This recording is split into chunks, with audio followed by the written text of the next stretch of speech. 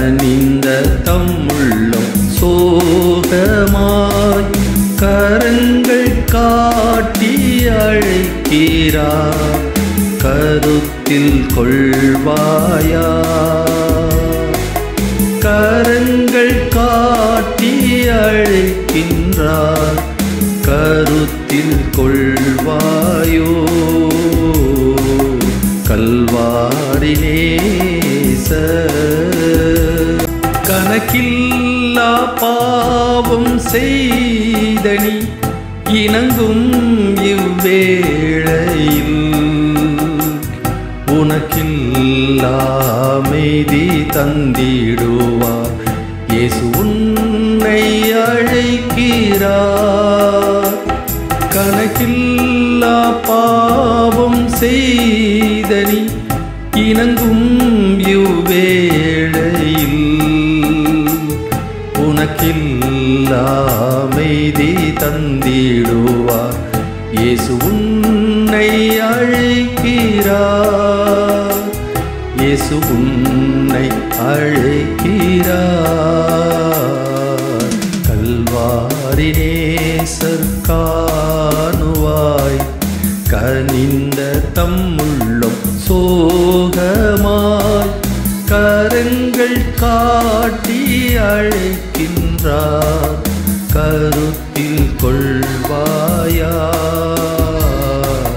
கல்வாரி நேசர், உற்றார் பெற்றாரும் தள்ளினும் தள்ளாத நேசரே, தள்ளாடி சென்று ஏறினார் கொல்கோதா மேட்டினில். உற்றார் பெற்றாரும் தள்ளினும் தள்ளாத நேசரே, தள்ளாடி சென்று ஏறினார் கொல்கோதா மேட்டினில், கொல்கோதா மேட்டினில். கல்வாரி நேசர் காணுவாய், கனிந்த தம்முள்ளம் சோகமாய் கரங்கள் காட்டி அழைக்கின்றார், கருத்தில் கொள்வாயா. கல்வாரி நேசர், தன் பாதம் ஏகும் மனிதனை தள்ளேனென்றி அம்பினார், தன்மேல் உன் பாரம் சுமந்தவர் துன்பங்கள் அடைந்திட்டார். தன் பாதம் ஏகும் மனிதனை தள்ளேனென்றே அம்பினார், தன்மேல் உன் பாரம் சுமந்தவர் துன்பங்கள் அடைந்திட்டார், துன்பங்கள் அடைந்திட்டார். கல்வாரி நேசர் காணுவாய், கனிந்த தம்முள்ளம் சோகமாய் கரங்கள் காட்டி அழைக்கின்றார், கருத்தில் கொள்வாயா. கரங்கள் காட்டி அழைக்கின்றார், கருத்தில் கொள்வாயோ. கல்வாரி நேசர், கேட்டவைகளை விட்டு விலகாதபடிக்கு எச்சரிக்கையாக இருங்கள் என்று சொல்லி பார்த்தோம். டு நாட் ட்ரிஃப்ட் அவே, அதாவது அடித்து கொண்டு போகிற, வெள்ளத்தில் அடித்து கொண்டு போகிற ஒரு வாழ்க்கை, அல்லது தன்னுடைய வாழ்க்கையில காற்றடிக்கிற திசையிலே போகிற ஒரு வாழ்க்கை ஒருபோது இராதபடிக்கு அன்புடன் சத்தியத்தை கை கொண்டு தலையாகி கிறிஸ்துவுக்கு எப்பொழுதும் கீழ்ப்படியவர்களாக இருக்க வேண்டும் என்று சொல்லி எபேசியர் 4ஆம் அதிகாரத்தில் 13-14 வசனத்தில் வாசிக்கின்றோம். இன்றைக்கு நாம் பார்க்க போகிறது do not waver. Do not வேவர்னாக்கா அலசடிப்படுகிற வாழ்க்கை, அதாவது ஏறுகிறது இறங்குகிறது, அலை எப்படி அடுத்தடுத்து வருகிறதோ ஏறி இறங்கி போகிறதோ அதுபோல இருமனம் உள்ளவன் தன் வழிகளெல்லாம் நிலையற்றவனாய் இருக்கிறான். கர்த்தர் தெய்வமானால் கர்த்தரை பின்பற்று, பாகால் தெய்வமானால் பாகாலை பின்பற்று. நீ உன்னதத்துக்குரியவனாயிருந்தால் உன்னதத்தை நோக்கி நடைபோடு, நீ உலகத்துக்குரியவனாயிருந்தால் உலகத்தானை போல இரு. நாம் ஆவிக்குரிய சபைக்குள்ளே வரும்பொழுது நம்ம மற்ற பக்தி காரியங்களில் மட்டும் நாம் ஆண்டவரோடு கூட இசைந்திருக்கிறதாகவும், வெளியில் இருக்கும் பொழுது நம்முடைய விருப்பம் போல வாழ்கிற ஒரு மக்களாகவும் நாம் ஒருபோதும் காணப்படக்கூடாது. டூ நாட் வேவர், ஒருபோதும் இருமலம். அது மாத்திரமல்ல, இந்த எபிரேயர்களுக்கு அந்த எழுதுகிற நிருபத்திலே அவருடைய பாரம்பரியத்தினுடைய தாக்குதல் அவர்களுக்கு இருந்தது. பலவிதமான மாறுபாடுள்ள கொள்கைகள். இப்போ கொலோசியர் நிருபத்தில் பார்த்தீங்கன்னாக்கா அந்த மாறுபாடுள்ள கொள்கைகள் இருந்தது. அது மாத்திரமல்ல, மற்ற நிருபங்களிலே பவுல் கலாத்திய நிருபத்தில் எழுதும் பொழுது அதே விதமாக சடங்குகளுக்கு முக்கியத்துவம் கொடுத்து எழுதப்படுகிற ஒரு காரியங்கள், இவைகளெல்லாம் பார்க்கும்பொழுது இப்போ பவுல் பிலிப்பியர் 3 சொல்கிற மேன்மை பாராட்ட வேண்டும் என்றால் நானும் என்ன பண்ண வேணும், மேன்மை பாராட்டுறேன். மாம்சத்தை குறித்து மேன்மை பாராட்டக்கூடிய ஒரு நிலைகள் இப்படியெல்லாம் காணப்பட்டது. இன்றைக்கு கூட யூதர்கள் மத்தியிலே, அது யூதர்கள் ரபிமார்கள் மத்தியில் பார்த்தீங்கன்னாக்கா அநேக வித்தியாசமான நிலை. ஆனால் ஒரே யெகோவாவை நம்புகிறவங்க தான், ஆனால் வித்தியாசமான ட்ரெஸ் கோடு வச்சுக்குவாங்க. அந்த ட்ரெஸ் கோடை பார்த்தோன்னே இவங்க இந்த ஒரு ரபிக்கு கீழே வேலை செய்கிறாங்க அப்படின்றது தெரிஞ்சிடும். அதாவது அவங்க கிருதா மாதிரி வச்சுருப்பாங்க ஒருத்தர், ஒரு குரூப்பு. அது சில பேர் வச்சுருக்க மாட்டாங்க. சில பேர் நெத்தியில் ஒரு இது வச்சுக்குவாங்க, அவங்க அதுக்கு ஒரு கூட்டம். சில பேர் ரெண்டுமே இல்லாமல் வெறும் தாடி இதோடு இருப்பாங்க, எப்போதுமே கேப் போட்டுட்டு தாடி இதோடு இருப்பாங்க.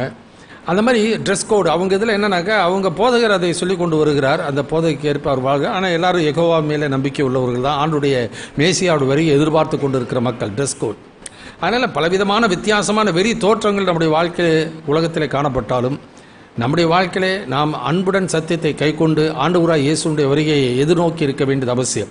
இதை எபிரேயர் 12 வாசிக்கிற போது விசுவாசி துவக்கினவரும் முடிக்கிறவருமா இருக்க இயேசுவை நோக்கி நமக்கு நியமித்திருக்கிற ஓட்டத்திலே பொறுமையோடு ஓட வேண்டியது மிக மிக அவசியம். அந்த பொறுமையோடு கூட ஓடுகிற இந்த வாழ்க்கையிலே நம்மை குறுக்கிடக்கூடிய அநேக காரியங்கள் உண்டு. அவைகளை நாம் ஒருபோதும் நாம் இசைந்து விடாமல், இணங்கி போகாமல், நம்முடைய வாழ்க்கையிலே அவைகளுக்கு இடம் கொடாதபடிக்கு நம்ம எந்த லக்கு எதுவோ அதை நோக்கி நாம் தொடர்ந்து முன்னேறி போக வேண்டியது மிக மிக அவசியம். அதான் 3:14 சொல்கிறார், ஆரம்பத்தில் கொண்டிருந்த நம்பிக்கையை முடிவு பரியந்தம் உறுதியாய் பற்றி கொண்டிருப்போமாகில் கிறிஸ்துவனிடத்தில் நமக்கு என்ன உண்டு, பங்கு உண்டு.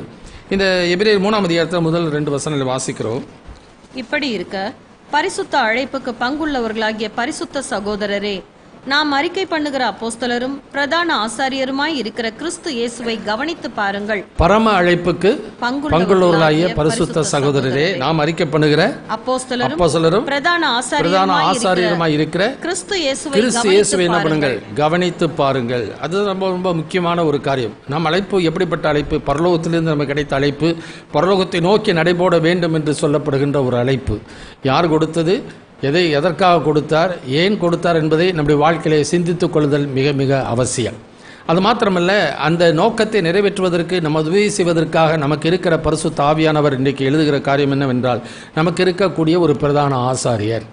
அந்த பிரதான ஆசாரியரை நீங்கள் என்ன பண்ணுங்கள், கவனித்து பாருங்கள் என்று சொல்லி அங்கே சொல்கிறது பார்க்கும். போன தடவை சொன்னது போலவே, அதாவது பழைய ஏற்பாட்டிலே திருச்சாந்தமாக சொல்லப்பட்ட அநேக காரியங்கள். அது மாத்திரமல்ல, இந்த லூக்கா 24:44 வாசிக்கும் போது மோசேயின் ஆகமங்களிலும் சங்கீதாகமும் தீர்க்க தரிசனமும் என்னை குறித்து எழுதியிருக்கிறதெல்லாம் நிறைவேற வேண்டியது என்று சொல்லி சீஷர்களுக்கு அவர் சொல்லத் தொடங்கினார். அவர்களுக்கு விவரித்து காண்பிக்கிறதை நாம் பார்க்கின்றோம். எனவே எல்லாம் இயேசுவிலே நிறைவேறின காரியத்தில் இருந்து தான் நம்முடைய விசுவாச வாழ்க்கை தொடங்குகிறதா இருக்கிறது. தொடங்குகிறது மாத்திரமல்ல, அவர் முடித்துவிட்டு போய்விடலை, நம்மை முற்றுமுடிய ரசிப்பதற்கு அவர் நமக்கு துணையாக இருக்கிற தேவன்.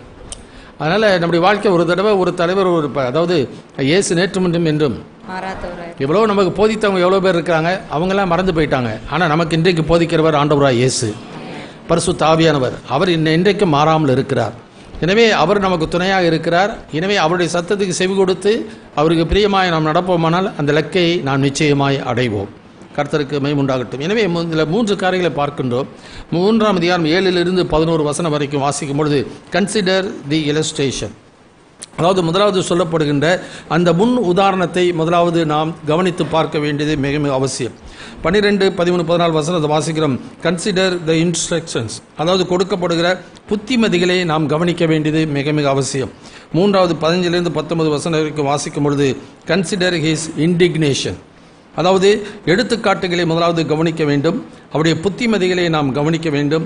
அவருடைய சினத்தின் முடிவை குறித்து இப்படி புத்திமதிகளை கேட்காதவருடைய நிலைமை என்னவாயிற்று என்று சொல்லி அவருடைய கடும் சினத்தையும் நாம் கவனித்து பார்க்க வேண்டியது மிக மிக அவசியம். எனவே கன்சிடர் தி இல்லஸ்ட்ரேஷன், அதாவது திருசாந்தத்தை கவனித்து பாருங்கள். அந்த 3ஆம் அதிகாரத்தில் நாம் பார்க்கும்பொழுது திருசாந்தத்தை குறித்து நாம் பார்க்கின்றோம். 3வது வசனத்திலிருந்து வாசிக்கலாம். வீட்டை உண்டு பண்ணினவன் வீட்டை பார்க்கிலும் அதிக கனத்துக்குரியவனாய் இருக்கிறான். அதுபோல மோசேயை பார்க்கிலும் இவர் அதிக மகிமைக்கு பாத்திரராயிருக்கிறார். ஏனெனில் எந்த வீடும் ஒருவனால் உண்டாக்கப்படும், எல்லாவற்றையும் உண்டு பண்ணினவர் தேவன். சொல்லப்பட போகிற காரியங்களுக்கு சாட்சியாக மோசே பணிவிடைக்காரனாய் அவருடைய வீட்டில் எங்கும் உண்மை உள்ளவனாய் இருந்தான். கிறிஸ்துவோ அவருடைய வீட்டிற்கு மேற்பட்டவரான குமாரனாக உண்மை உள்ளவராய் இருக்கிறார். நம்பிக்கையினாலே உண்டாகும் தைரியத்தையும் மேன்மை பாராட்டலையும் முடிவு பரியந்தம் உறுதியாய் பற்றி கொண்டிருப்போமாகில் நாமே அவருடைய வீடாய் இருப்போம். நாமே அவருடைய வீடாய் இருப்போம்.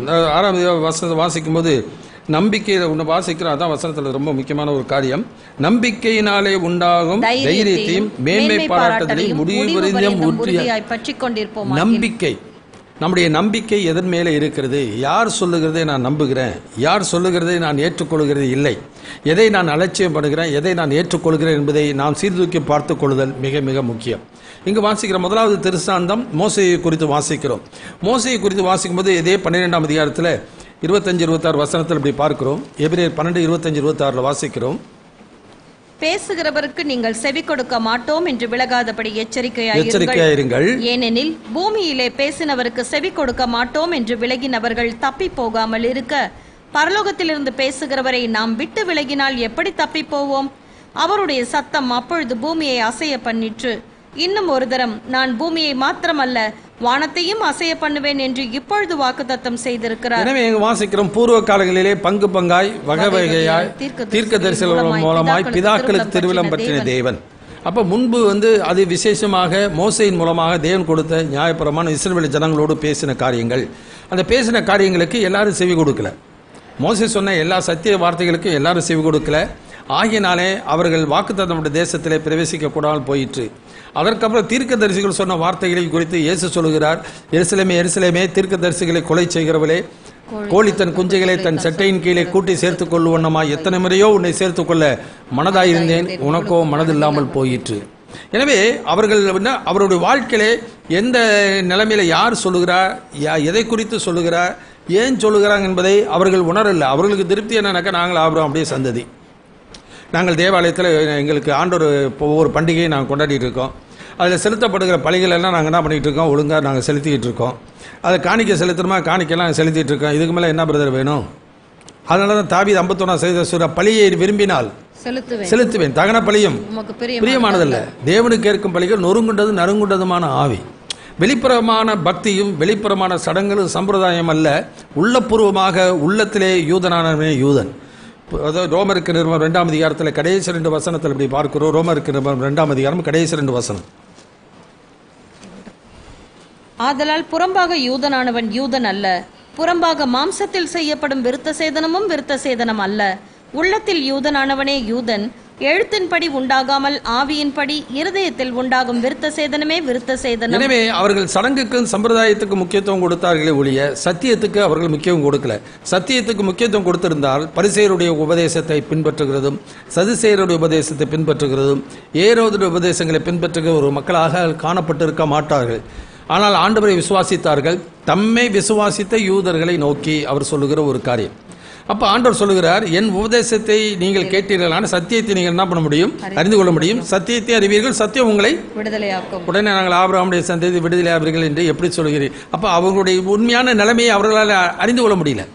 இயேசு வந்த நாட்களிலே அவருடைய உண்மையான ஆவிக்கிற நிலைமை என்ன, தேவன் என்ன வாக்கு பண்ணியிருந்தார், அந்த தேசத்தில் சமாதானத்தோடு குடியிருக்க பண்ணினாரே யோசுவாவுடைய நாட்களிலே அது பாலும் தேனும் ஓடுகிற தேசமாயிற்று. இன்றைக்கி அந்த பாலும் தேனும் ஓடுகிற தேசமாக இல்லையே, இன்றைக்கி சமாதானத்தோடு குடியிருக்க முடியவில்லை என்று அவர்கள் யோசிக்கல. அவர்களுக்கு அந்த கொள்கையை தான் முக்கியம். அந்த கொள்கையை பின்பற்றி செய்ய வேண்டிய கடமையை செஞ்சுட்டா போச்சு. கிரிகையிலே அவர்கள் முக்கியத்துவம் கொடுத்தார்களுடைய ஆண்டவருடைய இரக்கத்தை பெற்றுக்கொள்ளணும், ஆண்டவர் பிரியமாக வாழ வேண்டும் என்கிற எண்ணம் அவருடைய வாழ்க்கையில் இல்லை. அதே சடங்கு சம்பிரதாயத்தை பின்பற்றுகிற மக்களாக தான் இன்றைக்கு அதிகமான மக்கள் இன்றைக்கு கிறிஸ்துவ சமுதாயத்தில் இருக்கிறதை நான் பார்க்கிறோம். நம்முடைய வாழ்க்கை ஆண்டவருக்கு பிரியமா இருக்கிறதா? எபேசியர் 5:10 வாசிக்கிறோம், கர்த்தருக்கு பிரியமானது என்னதென்று சோதித்து அறியுங்கள். அப்ப திருசாந்தம் மோசையை குறித்து பார்க்கிறோம், தீர்க்கதரிசிகளை குறித்து பார்க்கிறோம். ஆனால் இப்பொழுது நம்முடைய பேசுகிறவர் ஆண்டவராய் இயேசு கிறிஸ்து. நான் உங்களுக்கு அநேக காரியங்களை நான் உங்களுக்கு சொல்ல வேண்டியிருக்கும். இப்போ சொன்னால் நீங்கள் தாங்க மாட்டீர்கள். நான் போய் ஒரு தேற்றரவாளன் உங்களுக்கு அனுப்புவேன், அவர் உங்கள் சகல சத்தியத்திலிருந்து நடத்துவார். அவர் தாம் சுயமாய் ஒன்றும் சொல்லாமல் என்னுடையதிலிருந்து எடுத்து உங்களுக்கு போதிப்பதனாலே என்னை மகிமைப்படுத்துவார். எனவே இன்றைக்கு அவர் நமக்காக பரிந்து பேசுகிற ஒரு பரிசுத்த ஆவியானவர் வெளிப்படுத்தின விசேஷத்திலே அல்லதான் சபைகளுக்கெல்லாம் சொல்லும் பொழுது வாசிக்கிறோம், ஆவியானவர் சபைகளுக்கு சொல்லுகிறதை காதுள்ளவன் கேட்க கடவன். இன்று அவருடைய சத்தத்தை கேட்பீர்களாகில். அதனால தான் 2 காரியம் வாசிக்கிறோம். டிஸ்பிலீஃப். நம்முடைய வாழ்க்கையில ஆண்டவருடைய வார்த்தைக்கு செவி கொடாமல் போன மக்களுடைய நிலைமை என்ன ஆயிற்று? ஆண்டவருடைய வார்த்தைகளுக்கு செவி கொடுத்து கீழ்ப்படுகிற மக்களுடைய வாழ்க்கை என்னவாயிற்று? எதை நான் நம்புகிறேன், எதை நான் ஏற்றுக்கொள்கிறேன்? எபிரேயர் 13ஆம் அதிகாரத்தில் 8-9 வசனத்தை வாசிக்கலாம். 7-8 வசனம். 7-8-9. தேவ வசனத்தை உங்களுக்கு போதித்து உங்களை நடத்தினவர்களை நீங்கள் நினைத்து அவர்களுடைய நடக்கையின் முடிவை நன்றாய் சிந்தித்து அவர்களுடைய விசுவாசத்தை பின்பற்றுங்கள். இயேசு கிறிஸ்து நேற்றும் இன்றும் என்றும் மாறாதவராய் இருக்கிறார். பலவிதமான அந்நிய போதனைகளால் அலைப்புண்டு திரியாதிருங்கள். போஜன பதார்த்தங்களினால் அல்ல, கிருபையினாலே இருதயம் ஸ்திரப்படுகிறது நல்லது. வேத வாக்கியங்களை நன்றாக ஆராய்ந்து, அதனால் இயேசு வேத வாக்கியங்களை ஆராய்ந்து பாருங்கள், அவைகளால் உங்களுக்கு நித்திய ஜீவன் உண்டு என்கிற என்னை குறித்து சாட்சி கொடுக்கிறவைகளும் அவைகளே. அப்ப டிஸ்பிலீஃப் அவருடைய ஏன் இந்த நிலைமைக்கு காரணம் என்ன? இந்த எபிரேயர்களுடைய வாழ்க்கையில ஏன் இந்த சிதறப்பட்டு போகிற காரணம் என்ன?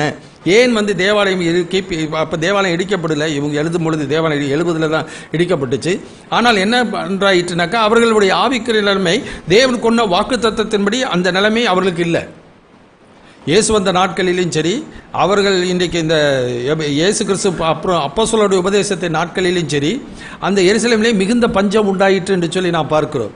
இந்த பஞ்சம் வருவதற்கு காரணம் யார் என்றால் இந்த கிறிஸ்தவர்கள் தான் காரணம் என்று அவர்கள் மேலே குற்றம் சாட்டினார்கள் ஒழிய தங்களுடைய ஆவிக்குரிய நிலைமையை அவர்கள் என்ன பண்ணல, சிந்தித்து பார்க்கல.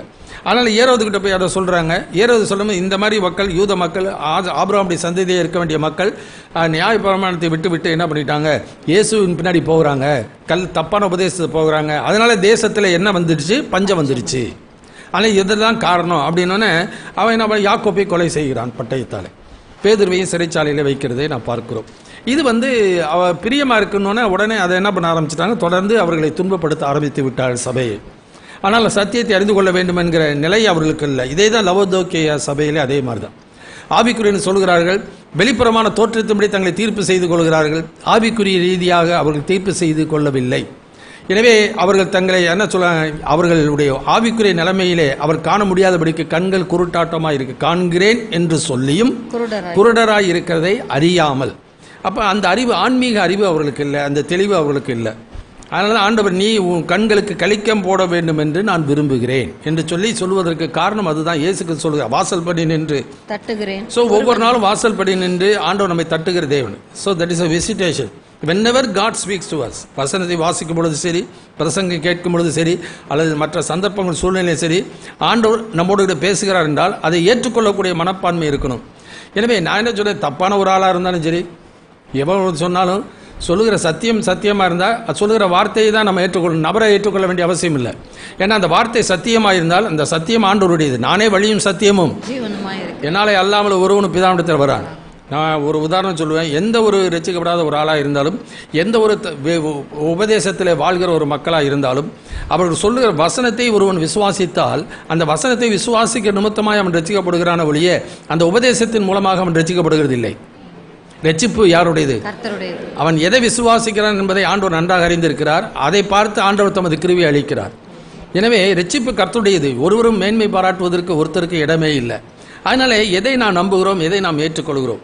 எனவே கன்சிடர் அந்த இல்லஸ்ட்ரேஷன் முன் உதாரணத்தை, டிஸ்பிலீஃப், அவளுடைய நம்பிக்கையின்மை. நம்பிக்கையின்மையில் மோசே சொன்ன வார்த்தையும் அதிகமான மக்கள் என்ன பண்ணல, நம்பவில்லை. அதே மாதிரி இயேசு சொன்ன வார்த்தைகளையும் அதிகமான மக்கள் என்ன பண்ணல, நம்பவில்லை. அடுத்தது வாசிக்கிறோம், இதனாலே தேவனுக்கு என்ன உண்டாயிற்று, ஆண்டவருக்கு பிரியமில்லாத ஒரு டிஸ்பிளஷர், அதாவது அதிருப்தி தான் ஆண்டவருக்கு உண்டாயிற்று. 1 கொரிந்தியர் புத்தகம் 10ஆம் அதிகாரம் 4வது வசனத்திலிருந்து வாசிக்கலாம். 1 கொரிந்தியர் 10:4 வாசிப்போம். எல்லாரும் ஒரே ஞான பானத்தை குடித்தார்கள். எப்படி எனில் அவர்களோட கூட சென்ற ஞான கண்மலையின் தண்ணீரை குடித்தார்கள். அந்த கண்மலை கிறிஸ்துவே. அப்படி இருந்தும்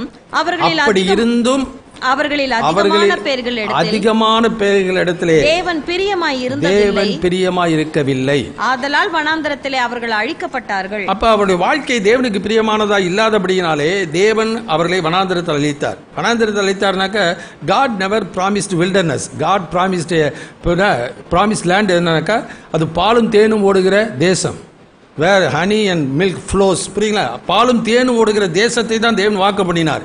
இவங்க வனாந்தரத்தை பார்த்து என்ன பண்ணிட்டாங்க, முடிவு பண்றாங்க.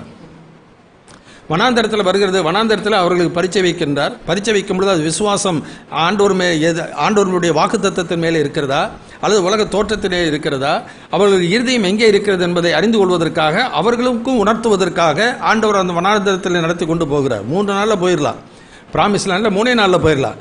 ஆனாலும் புஸ்தகத்தில் வாசிக்கும் பொழுது வாசிக்கலாம். யோசுவாவின் புஸ்தகம் எடுத்துக்கொள்வோம். ஆண்டவர் அவர்களை அந்த யோர்தானை கடந்து போவதற்கு முன்னதாக நியாயாதிபதி புஸ்தகத்தில் எடுத்துக்கொள்வோம், அதுக்கு நல்லா இருக்கும். நியாயாதிபதி புஸ்தகம் 3ஆம் அதிகாரம் எடுத்துக்கொள்வோம். 2வது வசனத்திலிருந்து வாசிக்கலாம். நியாயாதிபதி புஸ்தகம் 3ஆம் அதிகாரம் 2வது வசனத்திலிருந்து. இஸ்ரவேல் புத்திரரின் சந்ததியாரும் அதற்கு முன் யுத்தம் செய்ய அறியாதிருந்தவர்களும் அவைகளை அறியும்படிக்கு பழக்குவிப்பதற்காகவும் கர்த்தர் விட்டு வைத்த ஜாதிகள் யாரென்றால், அப்ப சில ஜாதிகளை கர்த்தர் என்ன பண்ணியிருக்கிறார், விட்டு வைத்திருக்கிறார். எதற்காக? பழக்குவித்திருக்கார். யுத்தம் செய்ய அவர்கள் பழகணும். அதே மாதிரி ஆண்டவர் இந்த மாம்சத்தை இன்னும் மாற்றவில்லை, அதே மாம்சம்தான். இந்த உலகத்தின் அதிபதி மாறவில்லை, அதே உலகத்தின் அதிபதி பிசாசு தான். நான் சொல்ல பாயிண்ட் புரியுதுங்களா? அதனால் இவை எல்லாம் என்று வாழ்க்கையில் இருக்கிறது. இவைகள் எதற்காகனா, நான் யுத்தம் செய்து யுத்தத்தில் நான் வெற்றி பெற முடியும், வெற்றி பெற வேண்டும். இயேசு அப்படி வெற்றியுள்ள ஒரு வாழ்க்கை வாழ்ந்தார். இயேசுவை உண்மையாக பின்பற்றுகிற எந்த மனிதனும் இந்த சத்துருக்களின் மேலே வெற்றி பெறுவான். அதை நிரூபிப்பதற்காக தான் ஆண்டவர் இதெல்லாம் விட்டு வச்சார். ஒண்ணுமே இல்லைனாக்கா பரலோகம் தான் நேரா. ஒண்ணுமே இல்லைன்னா எங்கே தான் போவோம்? பரலோகம் தான். ஆனால் இன்றைக்கு நம்முடைய வாழ்க்கையிலே நான் இந்த உலகத்தில் இந்த வனாந்தரத்தில் இருந்தாலும் என்னுடைய இருதயம், என்னுடைய வாஞ்சை, விருப்பம் பரலோகத்திலே தான் இருக்கிறது என்பதை தன்னுடைய வாழ்க்கையின் மூலமாய் கீழ்ப்படிதல் மூலமாக நான் காண்பிக்க வேண்டியது மிக அவசியம். அப்படி நாம் அதை அடைவதற்கு ஆண்டோடைய வார்த்தை ஒன்றை மாத்திரம் நம்பிக்கொண்டு ஆண்டவருக்கு மாத்திரம் கீழ்ப்படிந்து நான் போகிறவர்களாக இருக்கணும். அப்படி இல்லாவிட்டால் அது ஒருபோதும் ஆண்டவரை பிரியப்படுத்துகிற ஒரு வாழ்க்கையாக இருக்காது. ஆனால் இவங்க எதை நினச்சிக்கிட்டாங்கனாக்கா, தங்களுடைய சடங்கு சம்பிரதாயங்கள் மற்ற எல்லாவற்றையும் செஞ்சுட்டாக்கா கர்த்தர் அது பிரியமாக இருக்கும். ஏசாயா 29:13 வாசிக்கிற, ஜனங்கள் தங்கள் வாயினால் இடத்துல சேர்ந்து தங்கள் உதடுகளினால் என்னை கனப்படுகிறார்கள், இருதயமும் எனக்கு தூரமாக இருக்கிறது, அவர்கள் எனக்கு பயப்படுகிற பயம் மனுஷராலே போதிக்கப்பட்ட கற்பனை. யார் யார் என்னென்ன சடங்கு சம்பிரதாயங்களை சொல்கிறாங்களோ அந்த சடங்கு சம்பிரதாயங்களை செய்துவிட்டால் அது தேவனுக்கு பிரியம் என்று அவர்கள் போதிக்கப்படுகிறார்கள். போதிக்கிற அந்த காரியத்தை அவர்கள் நம்புகிறார்கள். ஆண்டவருக்கு பிரியமான காரியங்களை அவர்கள் நம்புகிறதில்லை. ஆண்டவர் எதை மனிதன் முகத்தை தான் பார்ப்பான், கர்த்தரோ இருதயத்தை பார்க்கிறார். இருதயத்தில் உண்மை, உள்ளத்தில் உண்மை இருக்க விரும்புகிறேன் என்று தாவீது சொல்கிறதை நாம் பார்க்கிறோம். தேவன் ஆவியாக இருக்கிறார். அவரை தொழுது கொள்ள ஆவியோடு உண்மையோடு உள்ளபூர்வமாக தொழுது கொள்ள வேண்டும். தொழுது கொள்ளுதலிலும் என்ன இருக்க வேண்டும்? உண்மை இருக்க வேண்டியது மிக அவசியம். அதே மாதிரி ஜெபத்திலையும் நம்முடைய வாழ்க்கையிலே அவருக்கு சித்தமானதை நாம் கேட்க வேண்டியது மிக அவசியம். ஏன்னா நான் வேண்டிக் கொள்வதற்கு முன்னதாகவே எனக்கு இன்னது தேவை என்று அவர் பரமபிதா அறிந்திருக்கிறார். அதனால் நான் அடிக்கடி சில தியானிச்சுட்டு இருக்கும்போது ஒரு காரியம், அதாவது ஆபிரகாம் சாராலை குறித்து நான் பார்க்கும்போது, ஆபிரகாம் சாராலை என்னன்னு சொல்லி கூப்பிட்டாரா? ஆண்டவனே என்று சொல்லி. இன்றைக்கு நிறைய மனைவிமார்கள்லாம் தங்கள் வீட்டுக்காரர் ஆண்டவர் மாதிரி தான் நடத்துகிறாங்க. எப்படின்றீங்களா? ஆண்டவரை பார்த்து சொல்லுவாங்க, ஆண்டவரை நீங்கள் இதை செய்யுங்க, அதவே இதை பண்ணுங்க, இதை நான் சொல்கிறபடி கேளுங்க. இன்றைக்கு இப்படி தானே, அந்த மாதிரி ஆண்டவராக தானே நடத்துகிறான். எப்படி இருக்கும்? இன்றைக்கி ஆண்டவர்கிட்ட அப்படி தானே சொல்கிறாங்க. ஆண்டவரே என்று சொல்லிட்டாக்க ஆண்டவருடைய சித்தியம் என்னுடைய பாக்கியம்னு எத்தனை பேர் நினைக்கிறாங்க? இன்றைக்கி நம்முடைய வாழ்க்கையிலே ஆண்டவருக்கு கமாண்ட் கொடுக்கறது, ஆண்டவருக்கு கட்டளை கொடுக்கறது, ஆண்டவருக்கு ஆலோசனை கொடுக்கறது, ஆண்டவர் வழி நடத்துறது, அவர் என்னமோ தப்பாக செய்கிற மாதிரியும், நாம் எனக்கு இருக்கிற பக்திக்கெல்லாம் நீங்கள் எப்படி இருக்கணும், நான் நீங்கள் இறக்க இப்படி தான் அந்த நீதிமான் என்று நம்பிக்கொண்டு இருந்த பரிசேயன் அப்படி தான் எண்ணிக்கொண்டான். தன்னை நீதிமான் என்று நம்பிக்கொண்டு அவன் எண்ணிக்கொண்டான், நான் செய்கிறதெல்லாம் கர்த்தருக்கு பிரியமாக இருக்கும், அதனால் என் ஜெபத்தை கர்த்தர் கேட்பார், ஆனால் ஆண்டோடைய இரக்கம் கிடைக்கும், ஆண்டோடைய கிருபை கிடைக்கும். ஆனால் கிடைக்கல. அது ஆண்டவருக்கு பிரியம் இல்லை. தன்னைத்தான உயர்த்துகிற எவனும் தன்னை தாழ்த்துகிற எவனும் உயர்த்தப்படுவான். அதனால் இந்த வசனத்தை வாசிக்கிறோம். டிஸ்பிளஷர், அவர்கள் செய்கிற அவர்களில் அதிகமான பேரிடத்தில் தேவன் என்னவா இல்லை, பிரியமாக இருக்கவில்லை. எனவே இது எது தேவனுக்கு பிரியம் என்பதை நான் கற்று தெரிந்து கொள்ளுதல் அவசியம். நான் வரங்களை வைத்துக்கொண்டு நான் செயல்படுகிறேன், வரங்களின் மூலமாக என் தாளந்து மூலமாக நான் ஊழியம் செய்கின்றேன். அது ஜனங்களை பிரியப்படுத்தும் என்று நினைக்கக்கூடாது. இது ஜனங்களை பிரியப்படுத்தும், ஆனால் தேவனை பிரியப்படுத்தும் என்று ஒருபோது எண்ணிவிடக்கூடாது. ஏன்னா தாளந்துகள் வரங்கள் எல்லாம் அவர் கொடுத்தது. புரியுங்களா? நான் அவருக்கு கொடுக்க வேண்டியது, அவருக்கு செய்ய வேண்டியது, தேவனுடைய சித்தத்தை செய்ய வேண்டியது என்னுடைய கடமை. அதான் கலாத்தியர் 1:10 வாசிக்கிறோம், நான் மனுஷனையா தேவனையா யாரை நாடி போதிக்கிறேன், யாரை பிரியப்படுத்த பார்க்கிறேன். நான் இன்னும் மனுஷனை பிரியப்படுத்துகிறவனா இருந்தால் நான் தேவனுடைய ஊழியன் அல்ல. ஸோ நான் மனுஷர்களை அங்கீகரிக்காமல் போகலாம், ஆனால் தேவன் அங்கீகரிக்கிறது தான் நம்ம மிக முக்கியம். அதனால் டிஸ்பிலீஃப் அண்ட் டிஸ்பிளஷர். ஆண்டவர்களுக்கு அதிகமான பேர்கள் என்ன பண்ணலை, ஆண்டவருக்கு பிரியமாக நடக்கலை. காலேப் யோசுவா மட்டும் ஆண்டவருக்கு பிரியமான ஒரு வாழ்க்கை வாழ்ந்தார்கள். யாத்திரா புஸ்தகத்தில் 14ஆம் அதிகாரம் 14, 16 and 17 வாசிக்கலாம். நீ உன் கோலை ஓங்கி உன் கையை சமுத்திரத்தின் மேல் நீட்டி சமுத்திரத்தை பிளந்து விடு. அப்பொழுது இஸ்ரவேல் புத்திரர் 14 கர்த்தர் உங்களுக்காக யுத்தம் பண்ணுவார், நீங்கள் சும்மா இருப்பீர்கள் என்றான். இது வார்த்தை சொல்வதற்கு முன்னாடி இஸ்ரவேல் ஜனங்கள் என்ன பண்ணாங்க, பார்வோனுடைய சேனையை துரத்தி கொண்டு வருகிறதை பார்க்கும் பொழுது அவர்கள் கர்த்தருக்கு விரோதமாய் முறுமுறுத்து பேசுகிறார். இந்த வசனத்தை தான் எல்லாரும் சொல்லுவாங்க. புதா இன்றைக்கு நீங்கள் நின்று கொண்டு கர்த்தர் உங்களுக்கு செய்யும் ரெச்சிப்பி பாருங்கள், நீங்க பார்க்கிற எகிப்தியர் என்றைக்கு என்ன பண்ண மாட்டீங்க. ஆனா அதுக்கு முன்னாடி அந்த ஜனங்கள் செய்த காரியம் என்ன, 2 வசனத்துக்கு முன்னாடி வாசிக்கலாம். அன்றியும் அவர்கள் மோசேயை நோக்கி, எகிப்திலே பிரேத குழிகள் இல்லை என்றா வனாந்தரத்திலே சாகும்படிக்கு எங்களை கொண்டு வந்தீர்? நீர் எங்களை எகிப்திலிருந்து புறப்பட பண்ணினதினால் எங்களுக்கு இப்படி செய்தது என்ன? யார் புறப்பட பண்ணினது? மோசையா புறப்பட பண்ணினாரு.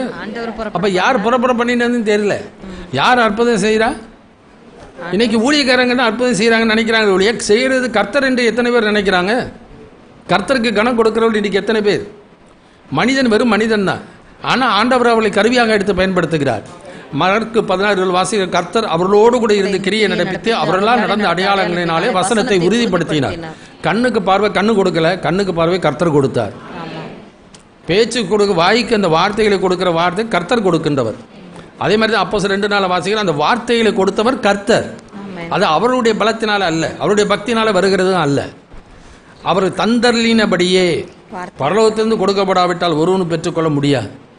ஆனால் அந்த ஜனங்கள் என்ன பண்ணுறாங்க, அவர்கள் அவிசுவாச நிமித்தமாய் தே ரிபெல்ட் அகேன்ஸ்ட் காட், தேவனுக்கு விரோதமாய் சில வசனம் வாசிக்கலாம். அதே யாத்திராகமம் 17ஆம் அதிகாரம் 17, 6 and 7.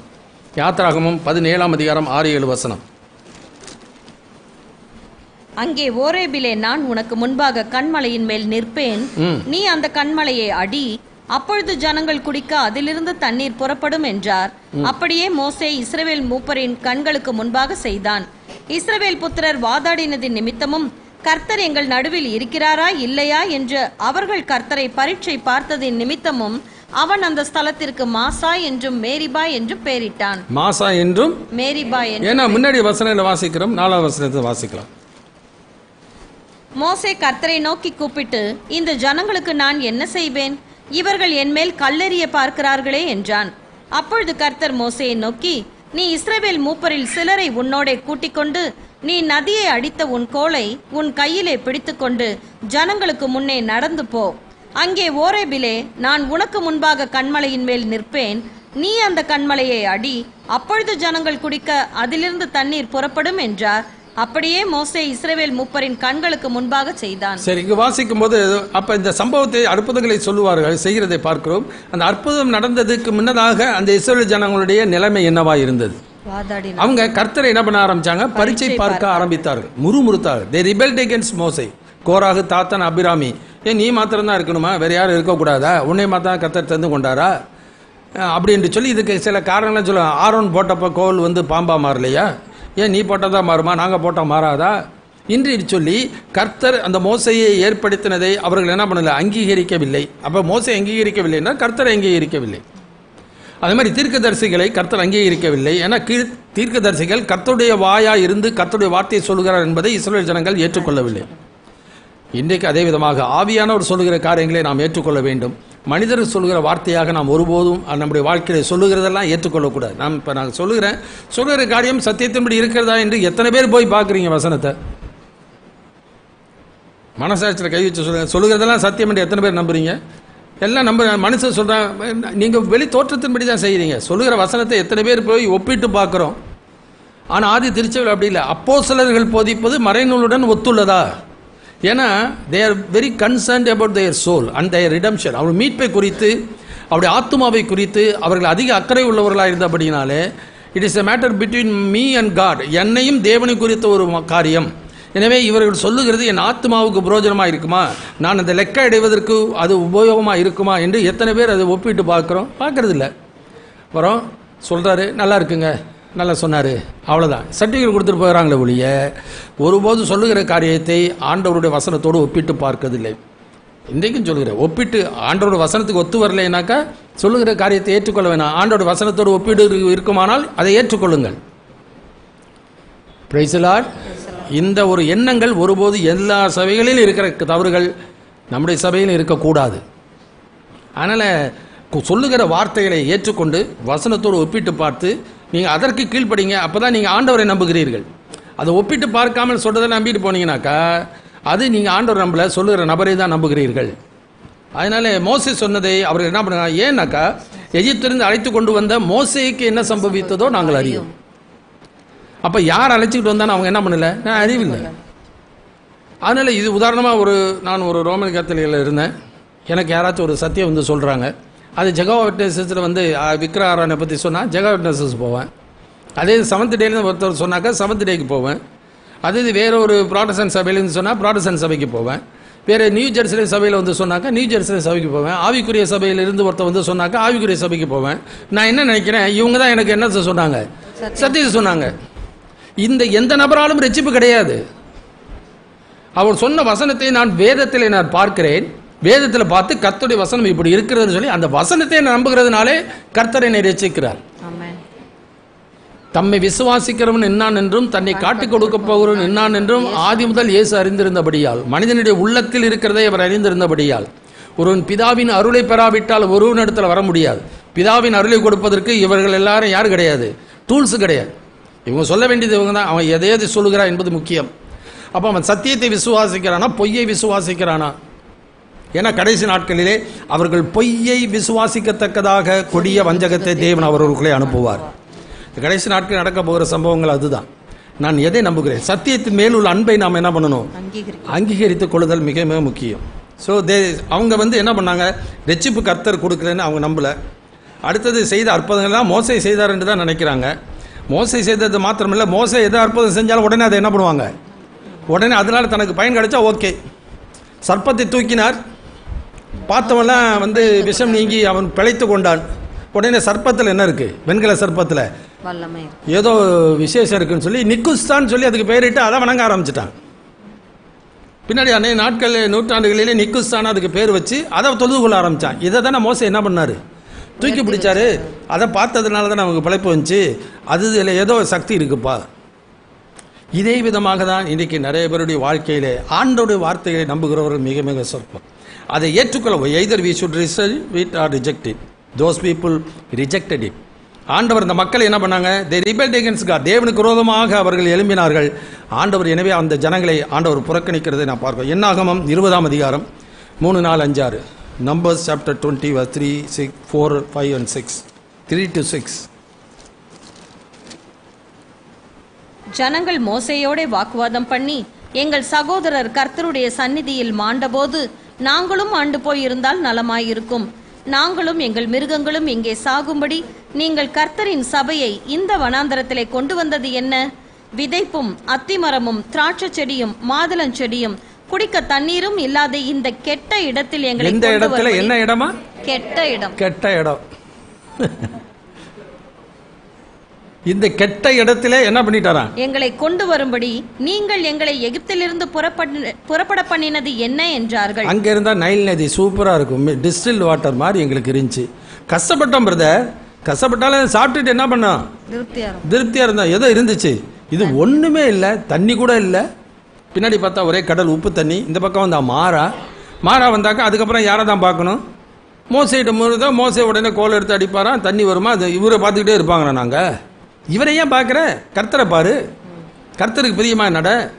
அழைத்தவர் அவரல்லவா, விடுவித்தவர் அவரல்லவா, வெச்சித்தவர் அவரல்லவா, உன் விசுவாசத்தை துவக்கினவர் ஏசல்லவா, முடிக்க போகிறவர் யாரு, அது வரைக்கும் அவரை நோக்கி. அதுதான் விசுவாசத்தில் வாசிக்கிறது. விசுவாச துவக்கிறவர் முடிக்கிறோமா, இயேசுவை நோக்கி. யாரை நோக்கி பார்த்து கொண்டு இருக்கிறார் வாழ்க்கையில.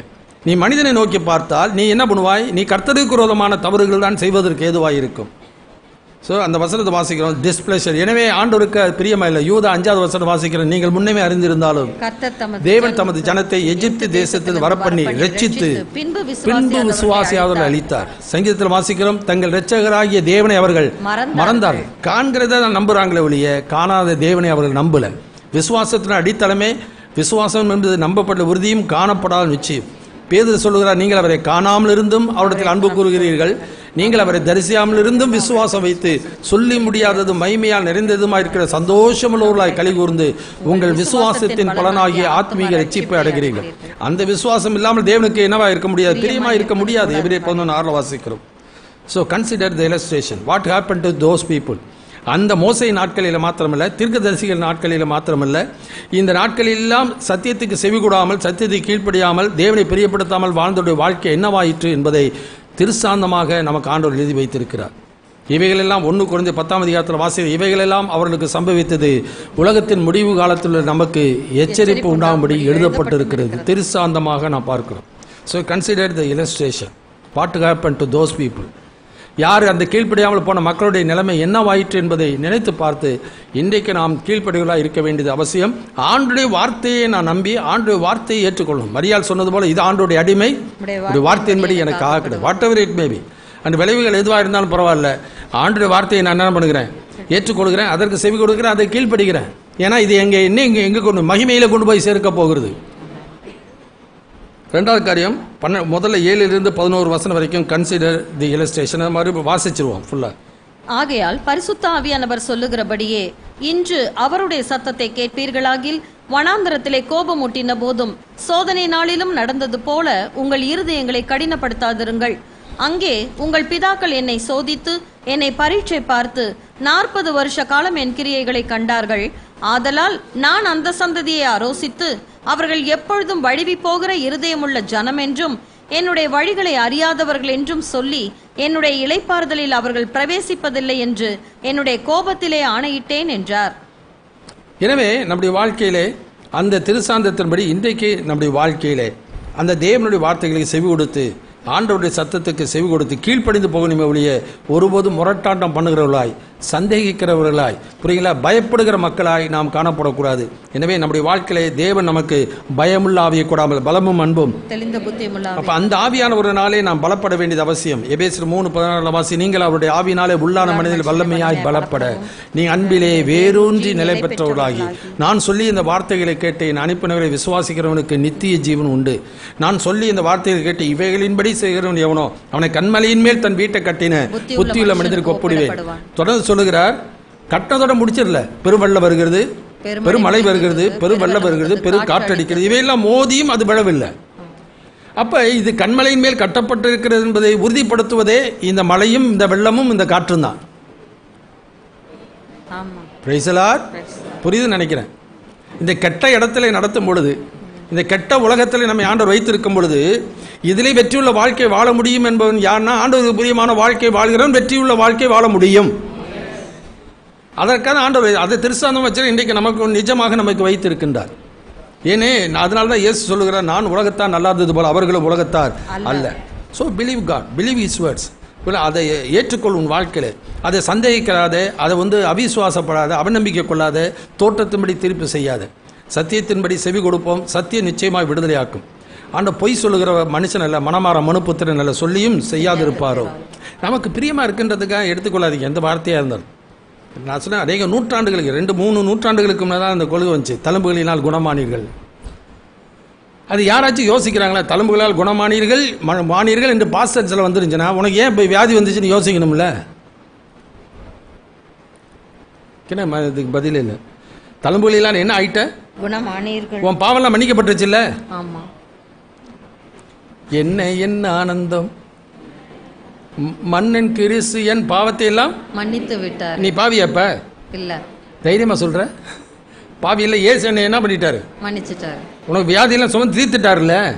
ஏன் வியாதி வருது? வியாதி இல்ல இல்ல? பார்த்த பதில் வர எங்க அதுக்கு மட்டும் டென்ஸ் மாறிடுமா? ஏன்னா நம்ம அது we are more concerned about this flesh, more concerned about this world. இந்த உலகத்தை சார்ந்து உலகத்துக்கு அடுத்த காரியத்தில் அதிக நம்ம அக்கறை கொள்றதுனால அதில் எனக்கு பிரியமானதை ஆண்டவர் செய்யணும்னு எதிர்பார்க்கிறோம். புரியுது? நாம் பாவத்துக்கு செத்து நீதிக்கு பிழைத்திருப்பதற்கு அவர் தாமே தம்முடைய சரீரங்களே நம்முடைய பாவங்களை சுமர்ந்தார். அவருடைய தழும்புகளினாலே குணமானீர்கள். எந்த வார்த்தை எடுத்துக்கிறாங்க? குணமானீர்கள். குணமானி வார்த்தை எடுத்துக்கிட்டா எது வேணாலும் அப்ளை பண்ணலாமா? உடனே மத்திய 8:17 போட்டிருக்கு பார்த்தா நோய்களை சுமந்தார். அவுட் ஆஃப் கான்டெக்ட் ஒருபோது ஒரு காரியத்தை எடுக்காதீங்க. ஒரு பாரத்தை ஒரு சுமந்து ஒருக்கா ஜெபிக்கிறதுல அது ஒரு திருஸ்தாந்தமாக ஆண்டவர் வைத்திருக்க. அது மாத்திரமல்ல, அது செய்த அற்புதங்கள் மூலமாக இயேசுவே கிறிஸ்து, இயேசுவே மெசியா என்பதை அவர் வெளிப்படுத்துவதற்காக ஆண்டவர்களை செய்தார். அந்த நோக்கம் அந்த ஜனங்களுக்கு நல்லா தெரியும். ஆண்டவர் எழுதி கொடுத்த மோசையின் மூலமாக கொடுத்த நியாயப்பிரமாணம், இந்த நியாயப்பிரமாணத்தில் கொடுக்கப்பட்ட காரியங்களை நிறைவேற்றுகிறது இயேசு, இவர் தான் மேசியா, இவர் தான் தாவீதின் குமாரன் என்பதை அவர்கள் வெளிப்படுத்துவதற்காக இதெல்லாம் செய்து கொண்டு வந்தார். இதற்காக அதனால மூலமாய் நித்திய ஜீவனை பெற்றுக்கொள்ள வேண்டும் என்பதற்காக இவைகளெல்லாம் நமக்கு அருளப்பட்டிருக்கிறது. எனவே கன்சிடர் தி இல்லஸ்ட்ரேஷன், தீர்மானம். இன்னும் நம்ம உலகத்தில் மற்ற நடக்கிற சம்பவங்களை கன்சிடர் பண்ணி பாருங்க. அவனோட முடிவு 2வது காரியம் வாசிக்கும் போது 12, 13, 14. எபிரேயர் 3ஆம் அதிகாரம் 12, 13, 14. சகோதரரே, ஜீவனுள்ள தேவனை விட்டு விலகுவதற்கு ஏதுவான அவிசுவாசமுள்ள பொல்லாத இருதயம் உங்களில் ஒருவனுக்குள்ளும் இராதபடிக்கு நீங்கள் எச்சரிக்கையாயிருங்கள். உங்களில் ஒருவனாகிலும் பாவத்தின் வஞ்சனையினாலே கடினப்பட்டு போகாதபடிக்கு இன்று எண்ணப்படும் அளவும் நாடோறும் ஒருவருக்கொருவர் புத்தி சொல்லுங்கள். நாம் ஆரம்பத்திலே கொண்ட நம்பிக்கையை முடிவு பரியந்தம் உறுதியாய் பற்றி கொண்டிருப்போமாகில் கிறிஸ்துவினிடத்தில் பங்குள்ளவர்களாய் இருப்போம். Consider his instructions. அவர் கொடுக்கிற புத்திமதிகளை, அவர் கொடுக்கிற ஆலோசனைகளை நீங்கள் கவனித்து பாருங்கள். வெளிப்படுத்தும் விசேஷத்தில் ஒவ்வொரு சபைக்கும் அவர் ஆலோசனை கொடுக்கிறார். இது நம்ம படிக்க வேண்டிய வீட்டில் போய் வாசிக்கலாம். உதாரணமாக வெளிப்படுத்தும் விசேஷம் 2ஆம் அதிகாரம் எபேசு சபைக்கு எழுதுகிறார். எவ்வளோ நல்ல கிரிகை அவங்க இடத்துல தான் இருக்குது. ஆனால் உன் பேரிலே வாசிக்கலாம் 4வது வசனத்திலிருந்து. ஆனாலும் நீ ஆதியில் கொண்டிருந்த அன்பை விட்டாய் என்று உன் பேரில் எனக்கு குறைவுண்டு. ஆகையால் நீ இன்ன நிலைமையிலிருந்து விழுந்தாய் என்பதை நினைத்து மனம் திரும்பி ஆதியில் செய்த கிரியைகளை செய்வாயாக. இல்லாவிட்டால் நான் சீக்கிரமாய் உன்னிடத்தில் வந்து நீ மனம் திரும்பாத பட்சத்தில் உன் விளக்கு தண்டை அதனிடத்தில் நின்று நீக்கி விடுவேன். நான் வெறுக்கிற நிக்கோலாய் மதஸ்தரின் கிரியைகளை நீயும் வெறுக்கிறாய், இது உன்னிடத்தில் உண்டு. ஆவியானவர் சபைகளுக்கு சொல்லுகிறதை காதுள்ளவன் கேட்க கடவன். 2:10 வாசிக்கலாம். நீ படப்போகிற பாடுகளை குறித்து எவ்வளவும் பயப்படாதே. அவர் கொடுக்கிற ஆலோசனை, பயப்படாதே. இதோ நீங்கள் சோதிக்கப்படும் பொருட்டாக பிசாசானவன் உங்களில் சிலரை காவலில் போடுவான். 10 நாள் உபத்திரவப்படுவீர்கள். ஆகிலும் நீ மரண பரியந்தம் உண்மையாயிரு, அப்பொழுது ஜீவ கிரீடத்தை உனக்கு தருவேன். 14வது வசனத்தை வாசிக்கலாம். ஆகிலும் சில காரியங்களை குறித்து உன் பேரில் எனக்கு குறைவுண்டு. விக்கிரகங்களுக்கு படைத்தவைகளை புசிப்பதற்கும் வேசித்தனம் பண்ணுவதற்கும் ஏதுவான இடரலை இஸ்ரவேல் புத்திரர் முன்பாக போடும்படி பாலாக் என்பவனுக்கு போதனை செய்த பிலேயாமுடைய போதகத்தை கைக்கொள்ளுகிறவர்கள் உன்னிடத்தில் உண்டு. சொந்தக்காரன் கூப்பிடுறேன், மச்சான் கூப்பிடுறேன், மாப்பிள்ளை கூப்பிடுறேன், சகல கூப்பிடுறேன், சம்பந்தி கூப்பிடுறாங்க அப்படின்றதுக்காக போய் அவர்கள் செய்கிற விக்கிர ஆராதனையில கொடுக்கிற விருந்துகளுக்கு போகக்கூடாது. நான் சொல்ல பாயிண்ட் புரியுதுங்களா? 1 கொரிந்தியர் 10ஆம் அதிகாரத்தில் வாசிக்கும் போது அதை வாசிக்கிறோம். 5வது வசனம் 1 கொரிந்தியர் 10, 5லேருந்து 6லேருந்து வாசிக்கலாம். 1 கொரிந்தியர் 10, 5, 6லேருந்து வாசிப்போம். அப்படி இருந்து அவர்கள் பிரியமா இருக்கல வனாந்தரத்தில் அழிக்கப்பட்டார்கள். அவர்கள் இச்சித்தது போல நாமும் பொல்லாங்கானவைகளை இச்சியாதபடிக்கு இவைகள் நமக்கு திருஷ்டாந்தங்களாய் இருக்கிறது. ஜனங்கள் புசிக்கவும் குடிக்கவும் உட்கார்ந்து விளையாட எழுந்திருந்தார்கள் என்று எழுதியிருக்கிறபடி அவர்களில் சிலர் விக்கிரக ஆராதனைக்காரர் ஆனது போல நீங்களும் ஆகாதிருங்கள். புரியல? அது நிறைய பேர் செய்யறாங்க. அதே சமயத்தில் கல்யாணம் வந்தவுடனே என்ன பண்றாங்க? கல்யாணம் நடந்தா போதுன்றதுக்காக விக்கிர ஆராதனை ரட்சிக்கப்படாதவங்களுக்கு கூட கொடுப்பதற்கு என்னவாக இருக்கிறார்கள்? ஆயத்தமாக இருக்கிறார்கள். இதெல்லாம் அநேக காரியங்களை குறித்து நான் பார்க்கிற ஒரு காரியம். அவர்கள் புசித்து குடித்து உட்கார்ந்து விளையாட எழுந்திருந்தது போல விக்கிர ஆராதனைக்காரர் ஆனது போல. இப்போ நான் உலகத்தை பிரியப்படுத்துகிறேனா, உன்னதரை பிரியப்படுத்துகிறேனா? யாரை பிரியப்படுத்த பார்க்கிறேன்? அதனால தான் வசனத்தை consider is instruction what he says. 2ஆம் அதிகாரத்தில் தொடர்ந்து வாசிக்கிற நிறையா இருக்குது. தேத்திரா சபையை குறித்து வாசிக்கிறோம். அந்த 21வது வசனத்தை 20வது வசனத்தை வாசிக்கலாம். ஆகிலும் உன் பேரில் எனக்கு குறைவுண்டு.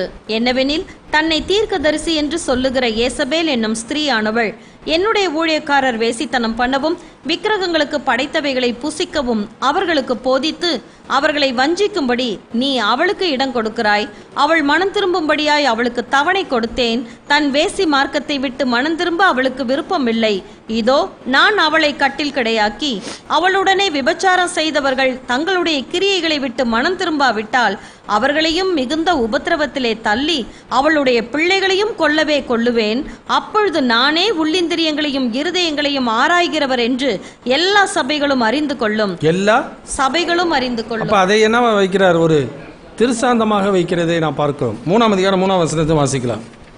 ஆகையால் நீ கேட்டு பெற்றுக்கொண்ட வகையை நினைவு கூர்ந்து அதை கை கொண்டு மனம் திரும்பு. நீ விழித்திராவிட்டால் திருடனை போல் உன்மேல் வருவேன். நான் உன்மேல் வரும் வேலையை அறியாதிருப்பாய். ஆனாலும் தங்கள் வஸ்திரங்களை அசுசிப்படுத்தாத சில பேர் சர்தையிலும் உனக்கு உண்டு. 3ஆம் அதிகாரம் 9ஆம் வசனத்தை வாசிக்கலாம். இதோ யூதர் அல்லாதிருந்தும் தங்களை யூதர் என்று பொய் சொல்லுகிறவர்களாகிய சாத்தானுடைய கூட்டத்தாரில் சிலரை உனக்கு கொடுப்பேன். இதோ அவர்கள் உன் பாதங்களுக்கு முன்பாக வந்து பணிந்து நான் உன்மேல் அன்பாய் இருக்கிறதை அறிந்து கொள்ளும்படி செய்வேன். என் பொறுமையை குறித்து சொல்லிய வசனத்தை நீ காத்து கொண்டபடியினால் பூமியில் குடியிருக்கிறவர்களை சோதிக்கும்படியாக பூச்சக்கரத்தின் மேல் எங்கும் வரப்போகிற சோதனை காலத்திற்கு தப்பும்படி நானும் உன்னை காப்பேன். இதோ சீக்கிரமாய் வருகிறேன். ஒருவனும் உன் கிரீடத்தை எடுத்துக்கொள்ளாதபடிக்கு உனக்குள்ளதை பற்றி கொண்டிரு. இதே லவோதிக்கேயா சபைக்கு சொல்கிறார். அந்த வசனத்தை வீட்டில் போய் படிச்சு பாருங்க. 16லேருந்து வாசிக்கிறோம். எனவே நீ மனம் திரும்பி என்ன பண்ணு? குணப்படு. So consider is instruction whatever he speaks to us. நம்மோடு கூட பேசுகிற இது ஆவியான சபைகளுக்கு சொல்ல பொதுவான காரியம். தனிப்பட்ட முறையிலே நாம் ஒவ்வொருவரோடு கூட கர்த்தர் என்ன படுகிறவர்? இடைப்படுகிற ஒரு தேவன். எனவே நான் உனக்கு போதித்து நடக்க வேண்டிய வழியை நமக்கு காட்டுகிற தெய்வம். எனவே எந்த வழியில் நான் நடக்கிறேன்? மாறுபாடான 2 வழியிலே நடக்கிறவன் அவற்றிலே ஒன்றிலே விழுவான். எனவே நம்முடைய வாழ்க்கையிலே எப்போதுமே கர்த்தருடைய வழி இது என்பதை நாம் அறிந்து அதிலே நடக்க வேண்டியது மிக மிக அவசியம். இங்கே வாசிக்கும் போது அந்த இன்ஸ்ட்ரக்ஷன் தி டிசீட்ஃபுல்னஸ் ஆஃப் சின், முதல் காரியம் வாசிக்கும் போது என்ன வாசிக்கிறோம்? Erring people. எர்ரிங் பீப்புள்னா தவறு செய்கிற மக்கள். அந்த வசனத்துல 12 வசனத்துல சகோதரரே, ஜீவனுள்ள தேவனை விட்டு விலகுவதற்கு ஏதுவான அவிசுவாசமுள்ள பொல்லாத இருதயம் உங்களில் ஒருவனுக்குள்ளும் இராதபடிக்கு நீங்கள் எச்சரிக்கையாயிருங்கள். ஏன்னா ஒருவனும் பாவத்தின் வஞ்சனையினாலே கடினப்பட்டு போகாதபடிக்கு இன்று என்ன பண்ணணும்? ஒருவருக்கொருவர் புத்தி சொல்லுங்கள். சோ எர்ரிங் பீப்புள், தவறு செய்கிற ஒரு மக்கள்.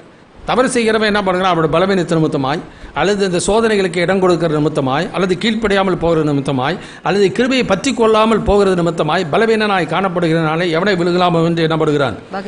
யாக்கோபு 1:14 வாசிக்கிறான். அவனவன் தன் சுய இச்சையினால் இழுக்கப்பட்ட சிக்குண்டு சோதிக்கப்படுகிறான். பின்பு இச்சையானது கர்ப்பம் தரித்து பாவத்தை பிறப்பிக்கும்.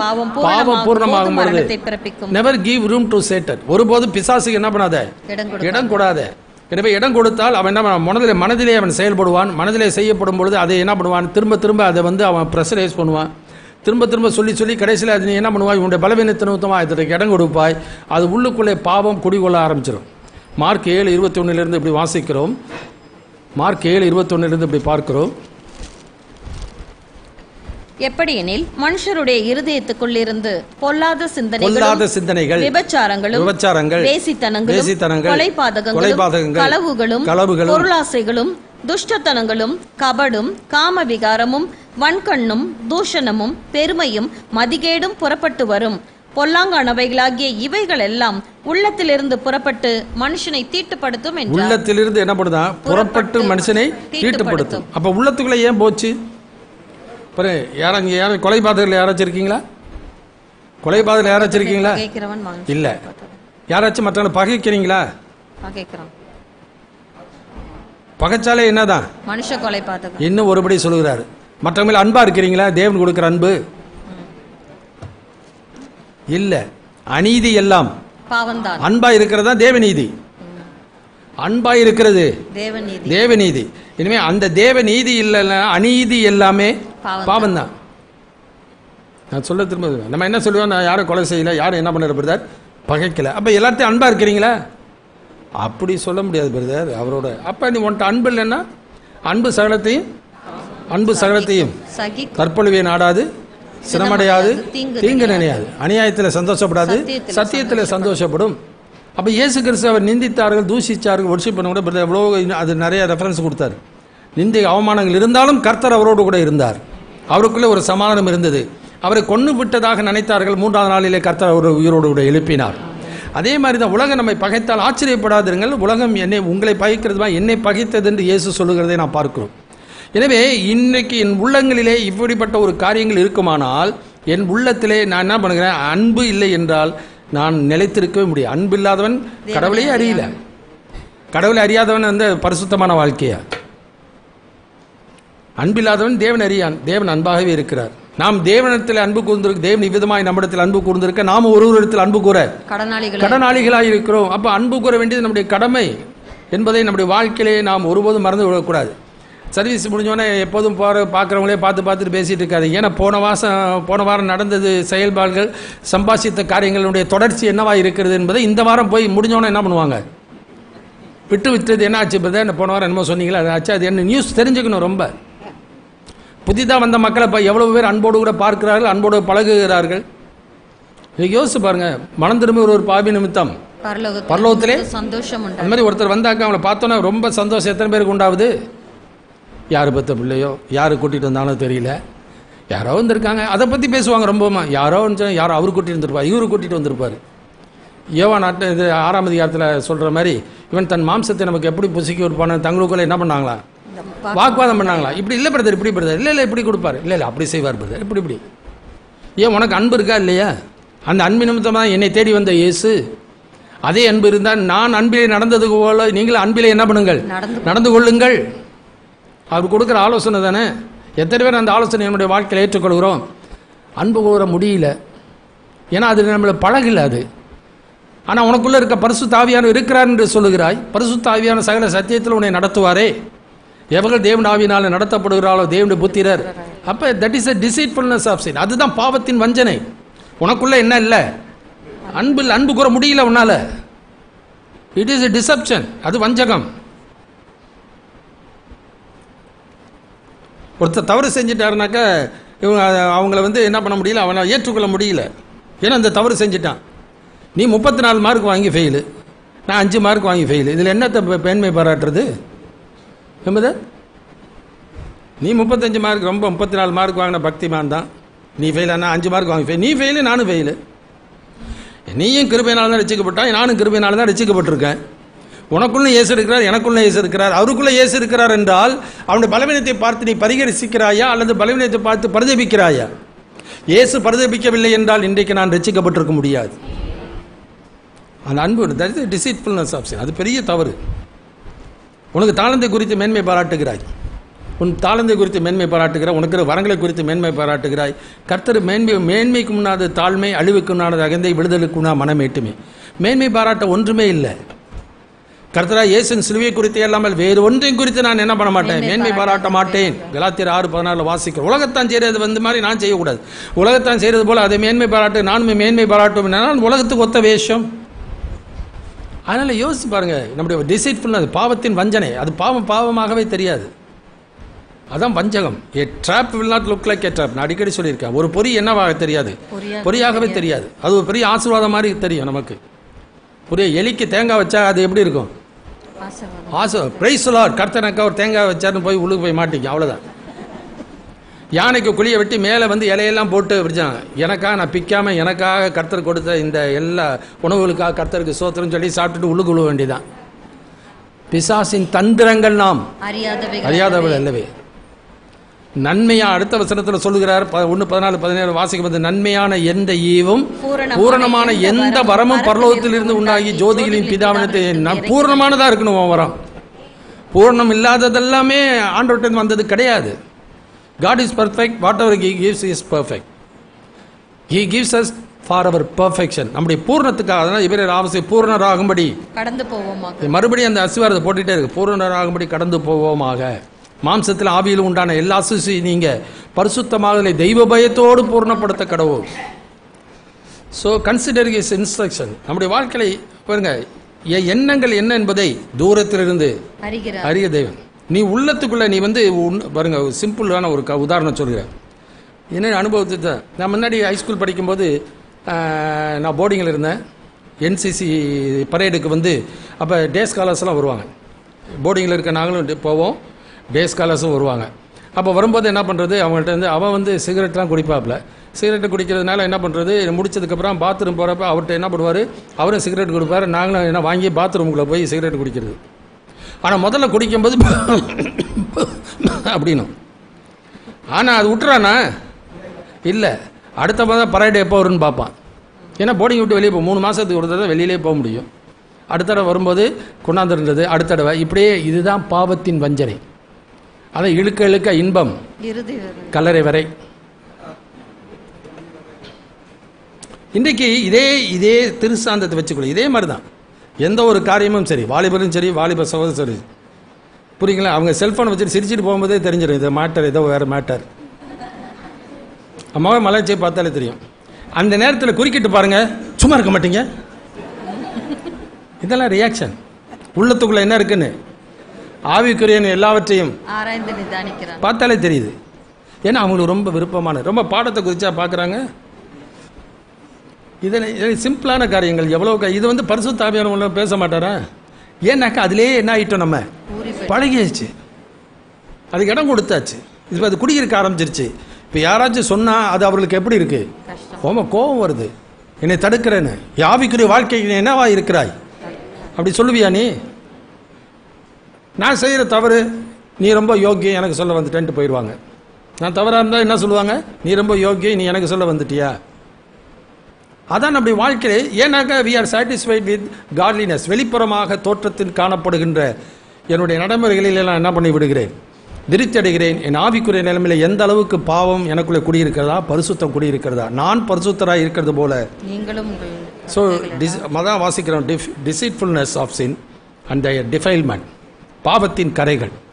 அப்போ என் வாழ்க்கையில் கர்த்தர் என்ன பண்ணுகிறார், என்னை உணர்த்தி காட்டும் பொழுது 2 கொரிந்தியர் 6:1-2 வாசிக்கும் பொழுது, இன்றே அனுக்கிரகம் தேவனுடைய கிருபையை நீங்கள் விருதாவாய் பெறாதபடிக்கு உடன் வேலையாட்கள் ஆகிய நாங்கள் உங்களுக்கு புத்தி சொல்கிறோம். இப்பொழுதே அனுக்கிற காலம், இப்பொழுதே இரட்சணைய நாள். ஏன்னா அனுக்கிற காலத்தில் செவி கொடுத்து இரட்சணை நாளில் என்ன பண்ணுகிறவர். அதான் எபிரேயர் 5 வாசிக்கும் போது, 2 கொரிந்தியர் 5 வாசிக்கும் போது ஒப்புரவாகுங்கள் என்று உங்களுக்கு புத்தி சொல்லுகிறோம். ஏன்னா ரோமர் 8 வாசிக்கலாம். ரோமர் 8:12-13 வாசிக்கலாம். ஆகையால் சகோதரரே, மாம்சத்தின்படி பிழைப்பதற்கு நாம் மாம்சத்திற்கு கடனாளிகள் அல்ல. மாம்சத்தின்படி பிழைத்தால் சாவீர்கள், ஆவியினாலே சரீரத்தின் செய்கைகளை அழித்தால் பிழைப்பீர்கள். பாருங்க, அந்த வசனத்தை நல்லா பாருங்க. மாம்சத்தின்படி, மாம்ச இச்சைகளின்படி பிழைப்பதற்கு நான் மாம்சத்திற்கு கடனாளி அல்ல. அது என்னை இச்சிக்குதுங்க, அதுக்காக நான் இடம் கொடுத்து தான் ஆகணுன்றது கடனாளி அல்ல. மாம்சத்தில் அப்படி நான் பிழைத்தால் சாவீர்கள். இப்போ சாவீர்கள், ஆவியினாலே சரீரத்தின் செய்கைகளை அழித்தால் பிழைப்பு. அப்போ ஆவியினாலே சரீரத்தின் செய்கைகளை எப்படி அழிக்க முடியும்? அதே கான்டெக்ட்ல 8 அதிகாரம் 5வது வசனத்தை வாசிங்க. அன்றியும் மாம்சத்தின்படி நடக்கிறவர்கள் மாம்சத்துக்குரியவைகளை சிந்திக்கிறார்கள், ஆவியின்படி நடக்கிறவர்கள் ஆவிக்குரியவைகளை சிந்திக்கிறார்கள். அப்ப இவன் ஏன் இதை சிந்திக்கிறான்? அவன் மாம்சத்தின்படி நடக்கிறவன். அதனால மாம்சத்துப்படி நடக்கிறவன் மாம்சத்துக்குரியவர்கள் என்ன பண்ணி கொண்டு இருக்கிறான், சிந்தித்துக் கொண்டு இருக்கிறான். ஆவியின்படி நடக்கிறவனோ என்ன பண்ணுவான், இது ஆண்டவருக்கு பிரியமில்லாத காரியம், இது தேவனை பிரியப்படுத்தாது, இது என்னை கலங்கப்படுத்தும் என்கிற எண்ணம் அவனுக்கு இருக்கும். நான் சொல்ல பயன் புரியுங்களா? அப்போ நீ என்ன பண்ணணும், இது வளர விட்டதுக்கு அப்புறம் அதை உன் வாழ்க்கையில வெட்டி போட நினைத்தாயானால் வேறு அங்கே என்ன இருக்கு. அதனால என்ன பண்ணணும், ஆவியினாலே மாம்சத்தின் செய்களை அழிக்கப்பதற்கு ஒரே வழி, உள்ளத்திலிருந்து அந்த சிந்தையிலிருந்தே எடுத்து விட்டு அழித்து விட வேண்டியது மிக மிக அவசியம். அவ்வளவுதான் தாவீது சொல்கிறார், சுத்த இருதயத்தை நிலைவரமான ஆவி அலசடிப்படுகிறது. பார்த்தோன்னா தப்பு செஞ்சிட்டான். இதான் ஏவாள் செய்த தவறு, இதேதான் வீழ்ந்து போன தூதர்கள் செய்த தவறு, இதே தான் நம்முடைய வாழ்க்கையில. கண்ணானது சரீரத்தின், உன் கண் கெட்டதாய் இருந்தால் உன் சரீரம் முழுவதும் இருளாய். இப்படி உன்னில் உள்ள வெளிச்சம் இருளாகாதபடிக்கு எச்சரிக்கையாக இருக்க வேண்டியது மிக மிக அவசியம். எபேசியர் 5 அதிகாரம் 26-27 வாசிக்கிறோம். எபேசியர் 5:26-27. தாம் அதை திருவசனத்தை கொண்டு தண்ணீர் முழுக்கினால் சுத்திகரித்து பரிசுத்தமாக்குகிறதற்கும் கரை திரை முதலானவைகள் ஒன்றும் இல்லாமல் பரிசுத்தமும் பிழையற்றதுமான மகிமையுள்ள சபையாக அதை தமக்கு முன் நிறுத்திக் கொள்வதற்கும் தம்மை தாமே அதற்காக ஒப்புக்கொடுத்தார். எதற்காக ஒப்பு கொடுத்தார்? கரை திரையற்ற பரிசுத்தவான்களாய். உலகத்துல நல்ல உதாரணம், ஒரு மனைவியை குறித்து மணவாட்டி எப்படி ஆயத்தம் பண்றாங்க, எவ்வளவுக்கு எவ்வளவு அவங்களை நல்ல ட்ரெஸ் பண்ணி கொண்டாடணுமோ அது கொண்டு வந்து நிறுத்த பார்க்கிறோம். ஆனால் இன்றைக்கு ஆண்டவர் அதே விதமாக தான் பரிசுத்த ஆவியானவர் இன்றைக்கு திருவசனத்தை கொண்டு நம்ம என்ன பண்ணுகிறார்? சுத்திகரிக்கிறார். கரைத்தரை முதலாமல் ஒன்றும் பரிசுத்தமும் பிழையற்றதுமான மகிமுள்ள சபையாக தமக்கும் நிறுத்திக் கொள்வதற்காக தான் ஒப்பு கொடுத்திருக்கிறார். அப்போ அந்த ஒப்பு கொடுத்த அந்த காரியத்திலே என் வாழ்க்கையிலே நான் எந்த அளவுக்கு நான் இடம் கொடுக்கிறேன். பொண்ணு என்ன பண்ணும்? பொண்ணு பேசாமல் தாங்க நிற்கும். மனவாட்டி யார் தான் போகிறவராலெல்லாம் மேக்கப் பண்ணுறாள், இவங்க தான் என்ன பண்ணிட்டு இருப்பாங்க. ஆமாம், இன்றைக்கு நம்முடைய வாழ்க்கையிலே நம்மை சுத்திகரிக்கிறவர், நம்மை சீர்படுத்துகிறவர் கர்த்தர். ஆமென். மனசில் இடம் கொடுக்கணும். நான் உங்களை பரிசுத்தம் பண்ணுகிற கர்த்தர்ன்ற, நான் உங்களை பரிசுத்தம் பண்ணுகிற கர்த்தர். நீ உனக்கு அதற்கு உன்னை இதயத்தில் என்ன பண்ணு? இடம் கொடு, செவி கொடு, கீழ்ப்படி. எனவே இன்றைக்கு தாழ்த்தி ஒப்பு கொடுப்பாயானால் கர்த்தர் நம்மை நான் அதான் வசனத்திலாம் அவர் ஒளியில் இருக்கிற ஒளியில் நடந்த ஒருவரோடு ஐக்கியப்படும் அவர் குமாரனா இயேசுவின் ரத்தம் சகல பாவங்களை நீக்கி நம்மை சுத்திகரிக்கும். எனவே அவரே நம்முடைய பாவங்களை கழுவி நம்மை சுத்திகரிக்கிறவர். அப்ப நமக்கு பாவம் இல்லை என்போமானால் நம்மை நாமே வஞ்சிக்கிறவர்களாக இருப்போம். டிசீட்ஃபுல்னஸ் ஆஃப் சின். ஏன் நாங்கள் பரிசேய சைசர் அதான் செஞ்ச தவறுகள். யோவான் ஸ்நானகன் ஞானஸ்நானம் கொடுத்துட்டு இருக்கான். பரிசேய சைசேரும் தன்னிடத்தில் ஞானஸ்நானம் பெறுவதை கண்டு விரியன் பாம்பு குட்டிகளே வரும் கோபத்துக்கு தப்பித்துக் கொள்ள உங்களுக்கு ஆபிரகாமுடைய சந்ததி என்று உங்களுக்குள்ளே சொல்லிக்கொள்ள நினையாதிருங்கள். தேவன் இந்த கல்லுகளில் இருந்து ஆபிரகாமுக்கு பிள்ளைகளை உண்டு பண்ண வல்லவராய் இருக்கிறார். ஏன்னாக்கா மண்ணிலிருந்து கொண்டாந்தவர் கல்லிலிருந்து கொண்டாட முடியும். தேவனால எல்லாம் உன்னையும் அவர் ஆராய்ஞ்சு பார்த்து உன்னையும் ஆண்டவர் நியாய்ந்திருக்க முடியும். நீ வெளியில உன்னை ரொம்ப நீதிமானாக காமிச்சிட்டு இருக்காத அப்படி என்று சொல்லி எச்சரிக்கிறார். அப்ப எல்லாரும் அறிக்கை செஞ்சாலே நீ என்ன பண்ணு? அறிக்கையிடு. அதுதான் அவ எதிர்பார்க்கிற கனி. முடியல அவனால. அதனால சொல்லுகிறேன், நான் உனக்கு ஜலத்தினாலே ஞானசானம் கொடுக்கிறேன், எனக்கு பின் வருவர் இருக்கிறார் ஆவியினாலும் அக்கினியினாலும். நீ மனம் திரும்பினா ஆவியிலே உனக்கு முக்கிய புதிதாக்குவார். நீ மனம் திரும்பாத பட்சத்தில் அக்கினியிலே மூழ்கி உன்னை நியாயந்திருத்து விடுவார். அக்கினியிலே போடப்படும், அங்கு சுட்டெரிக்கப்படும். எனவே அதில் ஒருபோதும் பதரில் ஒன்றுபோதும் என்ன இருக்காது? கனி இருக்காது. பதரில் என்ன இருக்காது? கனி இருக்காது. அதனால் அதை தூக்கி எங்கே தான் போடுவாங்க? அக்கினியில் தான் தூக்கி போடுவாங்க. வெளியே கொட்டப்படுவதற்கும் விதிக்கப்படுவதற்கும் என்றே வேறு ஒன்றுக்கும் போஜனப்படாது உங்களுக்குள்ளே உப்புடையவர்களாக இருங்கள். Consider his instructions. அதில் வாசிக்கிறோம். ஸோ முதல் காரியம் எர்ரிங் பீப்புள். ரெண்டாவது என்கரேஜ் ஒன் அனதர். ஒருவரை என்ன பண்ணுங்க? உற்சாகப்படுத்துங்க, திடப்படுத்துங்க, பக்தி விரித்து அடைய செய்யுங்க. அதில் முதல் 6ஆம் அதிகாரம் ஒரு உதாரணம் சொல்லுங்கள். கலாத்தியர் 6ஆம் அதிகாரம் 1-2 வசனம். கலேசியன் சாப்டர் 6 1 and 2. சகோதரரே, ஒருவன் யாதொரு குற்றத்தில் ஒருவன் அகப்பட்டால் ஆவிக்குரியவர்களாகிய நீங்கள் சாந்தமுள்ள ஆவியோடே அப்படிப்பட்டவனை சீர் பொருந்த பண்ணுங்கள். நீயும் சோதிக்கப்படாதபடிக்கு உன்னை குறித்து எச்சரிக்கையாயிரு. ஒருவர் பாரத்தை ஒருவர் சுமந்து இப்படியே கிறிஸ்துவினுடைய பிரமாணத்தை நிறைவேற்றுங்கள். நிறைய வசனங்கள் இருக்கு. 1 ரோமர் 15ஆம் அதிகாரம். அன்றியும் பலமுள்ளவர்களாக நாம் நமக்கே பிரியமாய் நடவாமல். 3வது வசனத்தை வாசிங்க. கிறிஸ்துவும் தமக்கே பிரியமாய் நடவாமல் உம்மை நிந்திக்கிறவர்களுடைய நிந்தைகள் என்மேல் விழுந்தது என்று எழுதியிருக்கிறபடியே நடந்தார்.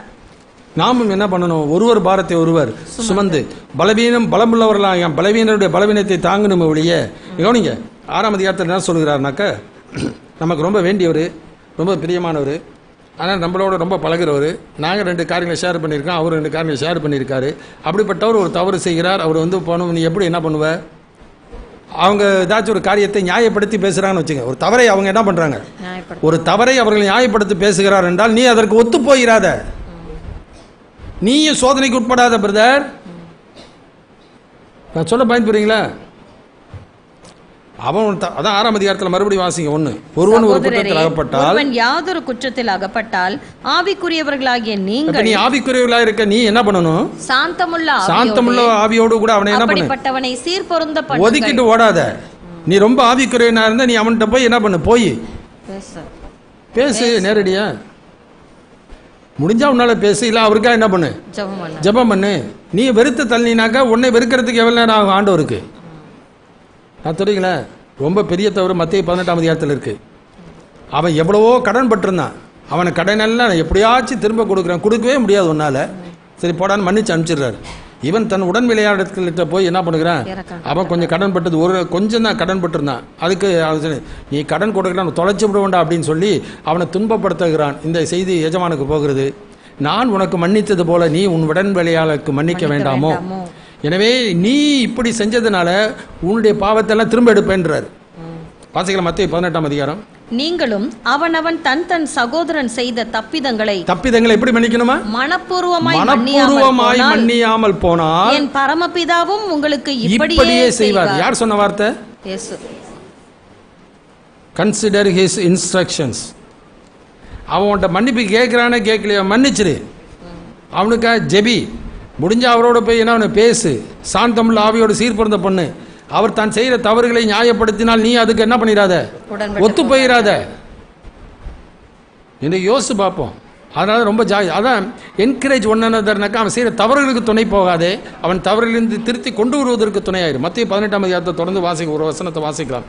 ஒருவன் யாதொரு குற்றத்தில் அகப்பட்டா அவன் என்ன பண்ண, அவன்கிட்ட போய் சொல்லு. தனியா இருக்கும்போது அவன்கிட்ட போய் சொல்லு. 18 உன் சகோதரன் உனக்கு விரோதமாக குற்றம் செய்தால் அவனிடத்தில் போய் நீயும் அவனும் தனித்திருக்கையில் அவன் குற்றத்தை அவனுக்கு உணர்த்து. அவன் உனக்கு செவி கொடுத்தால் உன் சகோதரனை ஆதாயப்படுத்தி கொண்டாய். அவன் செவி கொடாமற் போனால் 2-3 சாட்சிகளுடைய வாக்கினாலே சங்கதிகள் எல்லாம் நிலைவரப்படும்படிக்கு 2 உன்னுடனே கூட்டிக் கொண்டு போ. அவர்களுக்கும் அவன் செவி கொடாமற் போனால் அதை சபைக்கு தெரியப்படுத்து. சபைக்கும் செவி கொடாதிருப்பானால் அவன் உனக்கு அஞ்ஞானியை போலவும் ஆயக்காரனை போலவும் இருப்பானாக. பூலோகத்திலே நீங்கள் எவைகளை கட்டுவீர்களோ அவைகள் பரலோகத்திலும் கட்டப்பட்டிருக்கும். பூலோகத்திலே நீங்கள் எவைகளை கட்ட அவிழ்ப்பீர்களோ அவைகள் பரலோகத்திலும் கட்டவிழ்க்கப்பட்டிருக்கும் என்று மெய்யாகவே உங்களுக்கு சொல்லுகிறேன்.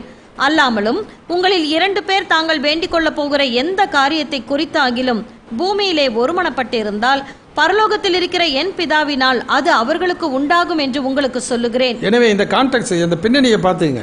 சும்மா வசனத்தை சொல்லி பிரேயர் மீட்டிங்கில் கூடும்போதுலாம் எங்கே 2-3 பேர் நாமத்தில், நீ தனியாக இருந்தாலும் உன்னோட தான் இருக்காரு, 2-3 பேர் கூடினாலும் உன்னோட தான் இருக்காரு, சகல நாட்களையும் நம்மோடு கூட இருக்கிறார். ஆமென். புரியுதுங்களா? இது எதற்காக சொல்லுகிறாருனாக்கா, ஒருத்தர் தனியாக போய் சொல்லு, கேட்கலனாக்கா 2 பேரை கூட்டிகிட்டு போய் சொல்லு, அவங்களுக்கு செவி கொடுக்கலாம், சபைக்கு சொல்லு. அதுக்கு செவி கொடுக்கலாம், அவன் ஆயக்காரனை போல இருக்கட்டும், நீங்கள் அவனை சபைக்குலேருந்து அவனை புறம்பா தள்ளுறீங்க அப்படின்னு சொல்லி சொன்னாக்கா, எங்கே 2-3 பேர் நாமத்தை ஒருமித்து ஒரு காரியத்தை தீர்ப்பீர்களோ அந்த தீர்ப்பை நானும் அங்கீகரிக்கிறேன். அவன் மனம் திரும்பி வந்து இல்லையா நான் தப்பு செஞ்சுட்டு ஒத்துதான் ஏற்றுக்கொண்டால் நானும் என்ன பண்ணுகிறேன், ஏற்றுக்கொள்கிறேன். இதான் 1 Corinthians 5ஆம் அதிகாரத்தில் பவுல் செய்கிற ஒரு காரியம். அதே காரியம் அவன் மனம் திரும்பி வந்த பொழுது 2 Corinthians 2ஆம் அதிகாரத்தில் அவன் மனம் திரும்பி வரும்போது நான் மன்னித்து ஏற்றுக்கொள்வது நீங்கள் ஏற்றுக்கொள்ளுங்கள் என்று சொல்லுகிறார். இதுதான் நம்முடைய காரியமே ஒழிய இன்றைக்கி அதனுடைய உண்மையான நிலையை நம்முடைய வாழ்க்கை அறிந்து கொள்ளாமல் அவனை பகைக்கிறது, அவனை ரோதிக்கிறது, அவனை ஒரு மாதிரி பார்க்கறது, அவன் ரொம்ப பாவி, அவன் 5 மார்க் வாங்கி ஃபெயில் ஆனவன், நான் 34 பெருமையா மேன்மை பாராட்டுவதற்கு என்ன இருக்கு? எனவே பலவீனன் சொன்னாக்கா அவன் நீ பலவீனருடைய பலவீனத்தை நீ தாங்கு. நீ ரொம்ப ஆவிக்குரியனாக இருந்தால், நீ பலமுள்ளவனாக இருந்தால் அவன் பலவீனத்தை என்ன பண்ணு, தாங்கு. கிறிஸ்துடைய பிரமாணத்தை நிறைவேற்று. அப்புறம் போகிறதுக்கு முன்னாடி யோசிச்சு பார்த்துக்க. என்னுடைய பலவீனத்தை தாங்கி இயேசு கிறிஸ்து என் பாவத்தின் அடிமைத்தனத்திலிருந்து என்னை விடுவித்தார். அதே அன்பு எனக்குள்ளே இருக்குமானால் அவனை விடுவிப்பதற்கு ஒன்றால் என்ன செய்ய விடும் அதை செய்ய. இது செய்யவில்லை என்றால் அநீதி எல்லாம் என்னவாதான், பாவமாக தான் மாறும். அதே விதமாக தான் சோல் வின்னிங், அதே மாதிரி தான் ஆத்ம ஆதாயம் செய்கிறது அதே விதமாக தான். So encourage one another, application and admonishment. அப்ளிகேஷன்னா 1 Corinthians 4:20 தேவன்ராஜ்யம் பேச்சிலே அல்ல பலத்திலே உண்டா. அப்போ பலமுள்ளவர்களாகிய நான் அதை முதல்ல அப்ளை பண்ணணும். என் வாழ்க்கையில் எது தேவனுக்கு பெரிய தப்பு செஞ்ச நான், என்னை கர்த்தர் என்னை சிச்சித்தார், என்னை சீர்படுத்தினார். ஏன்னாக்கா 119ஆம் சங்கீதம் 67வது வசனத்தை வாசி, நான் உபத்திரவப்படுவதற்கு முன் வழி தப்பி நடந்தேன், இப்பொழுது நம்முடைய வேதத்தை காத்து நடக்கிறேன். 71ஆம் வசனம் சொல்கிறார், நான் உபத்திரவப்பட்டது நல்லது உமது பிரமாணங்களை கற்றுக்கொள்ளுகிறேன். ஸோ அப்ளிகேஷன் அவன் கற்றுக்கொண்டு விட்டான். இப்பொழுது மற்றவங்களுக்கு என்ன பண்ணுகிறான், புத்தி சொல்லுகிறதை நாம் பார்க்கிறோம். புரியல? அதே விதமாக தான் நாம் கற்றுக்கொண்டு அதை நம்முடைய வாழ்க்கையிலே நாம் உணர்ந்ததை, என் வாழ்க்கை நான் தப்பு செஞ்சேன்ப்பா, தப்பு செஞ்ச என் வாழ்க்கை ஆண்டு உணர்த்தினாரு, ஆண்டு என்னை சிச்சித்தாரு, என்னை தண்டித்தார். எபிரேயர் 12 வாசிக்கிறோம். தான் நேசிக்கிற புத்திரன் எவனோ அவனை என்ன பண்ணுகிறார், கர்த்தர் தண்டிக்கிறார், சிச்சிக்கிறார். சேர்த்து கொள்ள விரும்புகிற எந்த மகனையும் தண்டிக்கிறார் என்று பிள்ளைகளுக்கு சொன்ன புத்திமதியை மறந்தீர்கள் என்று சொல்கிறார். எனவே நம்ம என் வாழ்க்கை நான் அனுபவிச்சிருக்கிறேன், அனுபவிச்சதுனால உனக்கு நான் என்ன பண்ணுறேன் சொல்கிறேன், நீ செய்யாதப்பா, ஆண்டவர்கிட்ட ஒப்புக்கொடு, கிருபையை பற்றிக்கொள், கர்த்தர் உன்னை கைவிட மாட்டார். ஏன்னா நம்ம ரட்சிப்பதற்காக தான் ஆண்டவர் வந்தார். ஸோ அந்த வசனத்தின் இன்ஸ்ட்ரக்ஷன், அதான் அந்த வசனத்தை வாசி 2 காரியங்கள். அப்போ அட்மானிஷ்மெண்ட். அதனால கர்த்தர் என்ன பண்ணுகிறார், கடிந்து கொள்கிறார். நாமும் அன்போடு கடிந்து கொண்டு அன்போடு கூட அவனுக்கு புத்திமதி சொல்லுதல் மிக மிக அவசியம். நீ மனம் திரும்பி ஆதரவு செய்த கிரியை மறுபடியும் செய்வாயாக, இல்லாவிட்டால். அதான் எச்சரிக்கையானது. கடைசியாக வாசிக்கிறோம் 15லிருந்து 19 வரைக்கும். ஒருவனும் தேவனுடைய கிருபையை இழந்து போகாத படிக்கும் யாதொரு கசப்பான வேர் முளை தெழும்பி கலக்கம் உண்டாக்குகிறதினால் 3 அதிகாரம் 15 19. எபிரேயர் 3:15 இன்று அவருடைய சத்தத்தை கேட்பீர்களாகில் கோபமூட்டுதலில் நடந்தது போல உங்கள் இருதயங்களை கடினப்படுத்தாதிருங்கள் என்று சொல்லி இருக்கிறதே. கேட்டவர்களில் கோபமூட்டினவர்கள் யார்? மோசேயினால் எகிப்திலிருந்து புறப்பட்ட யாவரும் அப்படி செய்தார்கள் அல்லவா? மேலும் அவர் 40 வருஷமாய் யாரை அரோசித்தார்? பாவம் செய்தவர்களை அல்லவா? அவர்களுடைய சவங்கள் வனாந்தரத்தில் விழுந்து போயிற்றே. பின்னும் என்னுடைய இளைப்பாறுதலில் பிரவேசிப்பதில்லை என்று அவர் யாரை குறித்து ஆணையிட்டார்? கீழ்ப்படியாதவர்களை குறித்து அல்லவா? ஆதலால் அவிசுவாசத்தினாலே அவர்கள் அதில் பிரவேசிக்க கூடாமற் போனார்கள் என்று பார்க்கிறோம். கன்சிடர் ஹிஸ் இன்டிக்னேஷன், அதாவது அவரது கடும் சினத்தை நீங்கள் கொஞ்சம் கவனித்து பாருங்கள். What happen to those people, என்ன செய்தார் என்பதை குறித்து வாசி. முதல் காரியம் ப்ராமிஸ் ஆஃப் காட். இரண்டாவது காரியம் வாசிக்கும் போது பேஷன்ஸ் ஆஃப் காட்.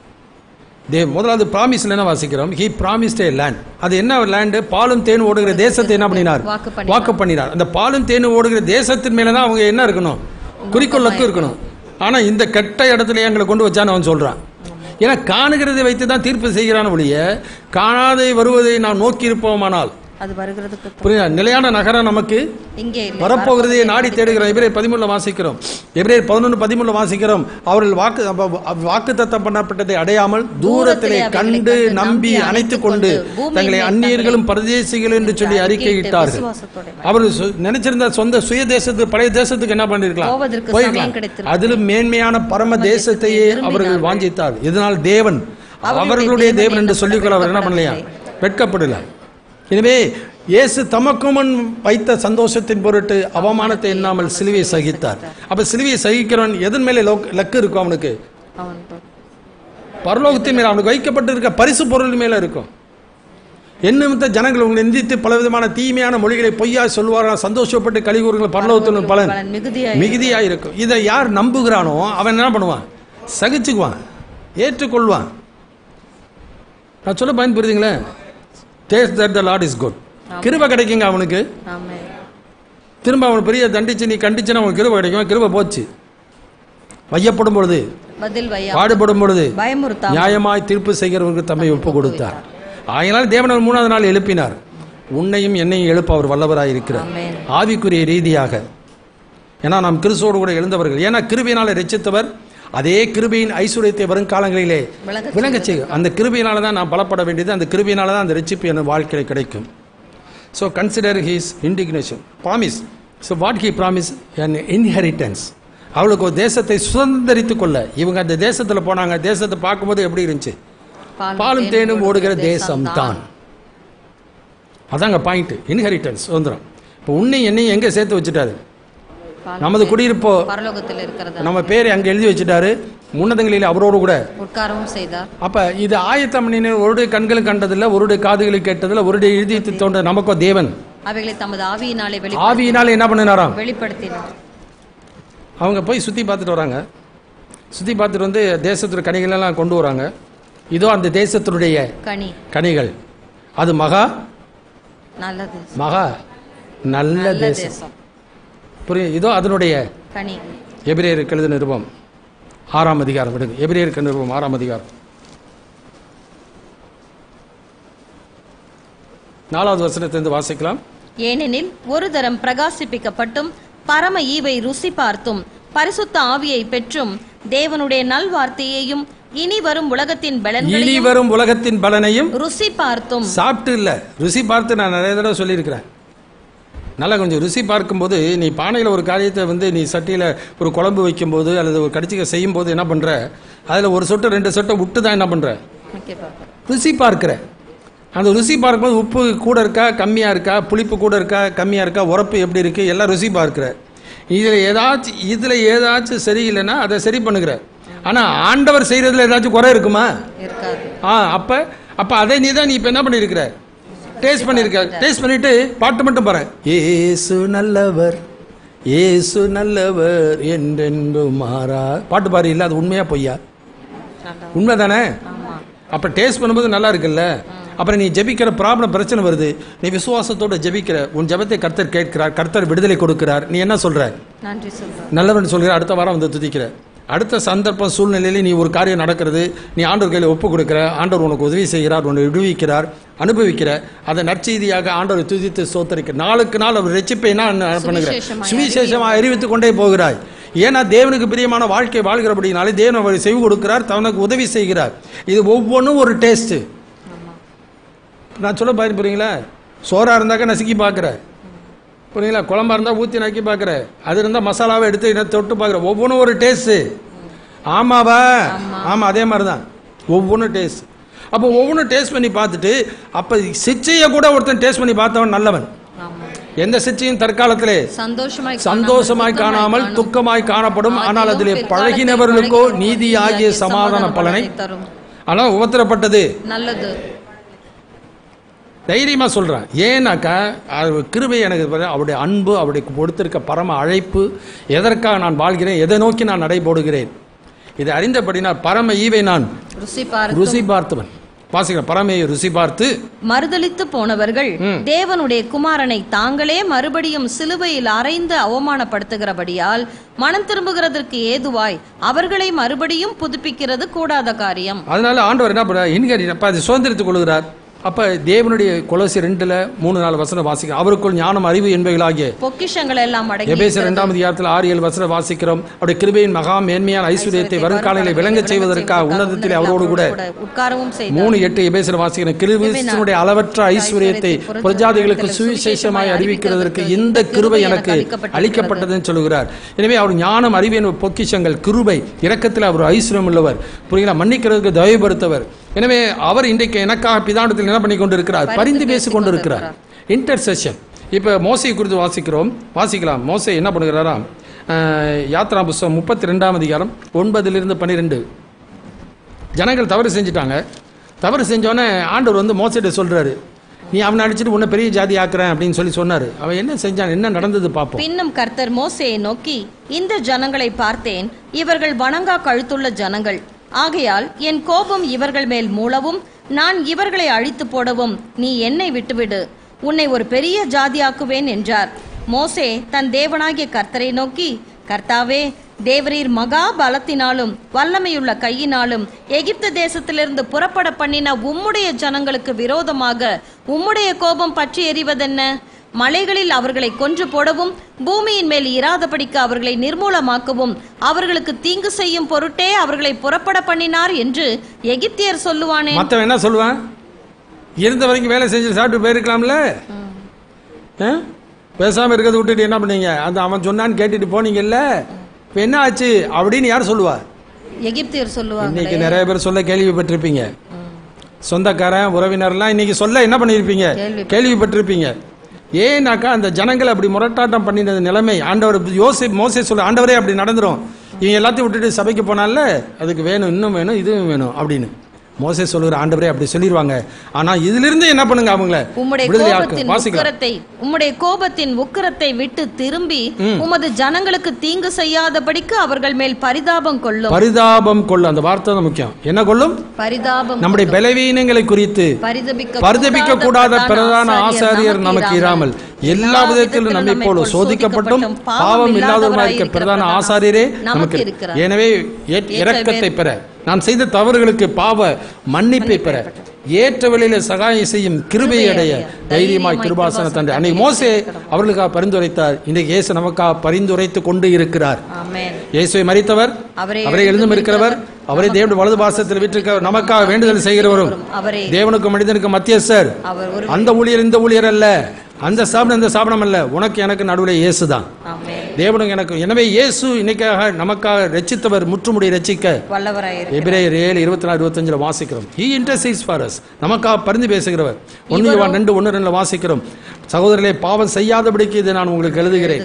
ஒருவன் பாவம் செய்வானால் நீதிபரராய் இருக்கிற வக்கீலாய் இருக்கிற இயேசு கிறிஸ்து நமக்காக பிதாவிடத்தில் என்ன பண்ணுகிறார்?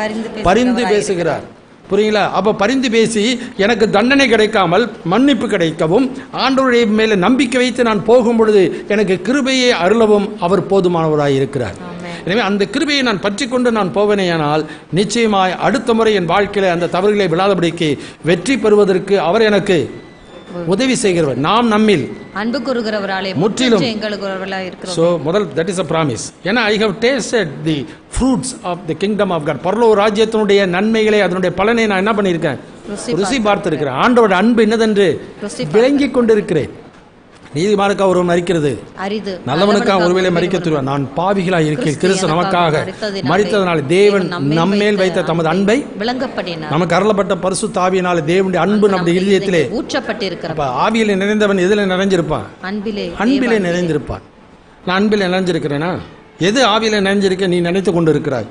யோசித்து பார்ப்போம் நம்முடைய வாழ்க்கையிலே. ஸோ இந்த இன்டர்சிஸ் அந்த தவறுகளிலிருந்து நான் விடுதலை பெற, அந்த தவறுகளை சீர்படுத்தி நான் பூர்ணமான ஒரு நிலையிலே நான் வாழ்வதற்கு, தேவனுக்கு ஏற்பட நிலையில் வாழ்வதற்கு இயேசு எனக்காக உதவி செய்கிறவராயிருக்கிறார். எபிரேயர் 2:18 வாசிக்கிறோம். அவர் தாமே சோதிக்கப்பட்டு பாடுபட்டபடியினாலே சோதிக்கப்பட உதவி செய்ய அசைவு 12:28 எபிரேயர் அசைவில்லாத ராஜ்யத்தை பயத்தோடும் பக்தியோடும் கர்த்தருக்கு பிரியமாய் ஆராதனை செய்யும்படிக்கு கிருபை என்ன பண்ணுவோம்? கடைசியா பேஷன்ஸ் ஆஃப் காட். 2 காரியங்கள், டீவியேஷன் அண்ட் டாமினேஷன். டீவியேஷனை வாசிக்கலாம். அப்போஸ்தலர் 7ஆம் அதிகாரம் 39ஆம் வசனம். Act chapter 7 verse 39. இவனுக்கு நம்முடைய பிதாக்கள் கீழ்ப்படிய மனதாயிராமல் இவனை தள்ளிவிட்டு தங்கள் இருதயங்களிலே எகிப்துக்கு திரும்பினா. இருதயத்திலே எகிப்துக்கு. எத்தனை பேர் ப்ராப்ளம் பிரச்சனை வரும்போது எத்தனை பேர் நினைச்சிருப்பீங்க இந்த மாதிரி ப்ராப்ளம் வரும்னு? நான் என்ன பண்ணல, நினைக்கல. ஏன் நினைக்கல தெரியுமா? இயேசுவை நீ இரட்சகராக ஏற்றுக்கொண்ட பொழுது நல்லகணும். இயேசுவை நீ உண்மையான மனம் திரும்புதல், உண்மையான ரட்சிப்பை நீ பெற்றுக்கொள்ளும் பொழுது ரட்சிப்பின் சந்தோஷத்தினால என்ன பண்ணி இருக்கிறாய்? நிரம்பி இருக்கிறாய். You are a new creation, full of joy and full of peace because you are a new creation. Praise the Lord. ஆண்டவர் முதல்ல படைச்சப்ப ஏதாச்சும் அப்பளுக்கு இருந்தா மெய்யான நீதியிலும் பரிசுத்தத்திலும் தேவனுடைய சாயலாக அவனை சிருஷ்டித்தார். எவ்வளவு அப்பளுக்கு இல்லை. பிசாசை கூட எடுத்துங்களேன். நீ சிருஷ்டிக்கப்பட்ட நாளிலே உன்னிடத்தில் எந்த பழுதுமே இல்லப்பா அப்படின்னு அதே மாதிரி தான் நினைப்பி இருக்கிறார். அதனால சபைக்கு வருவாங்க. வரும்பொழுது யாரை பார்த்தாலும் என்ன பண்ணுவாங்க?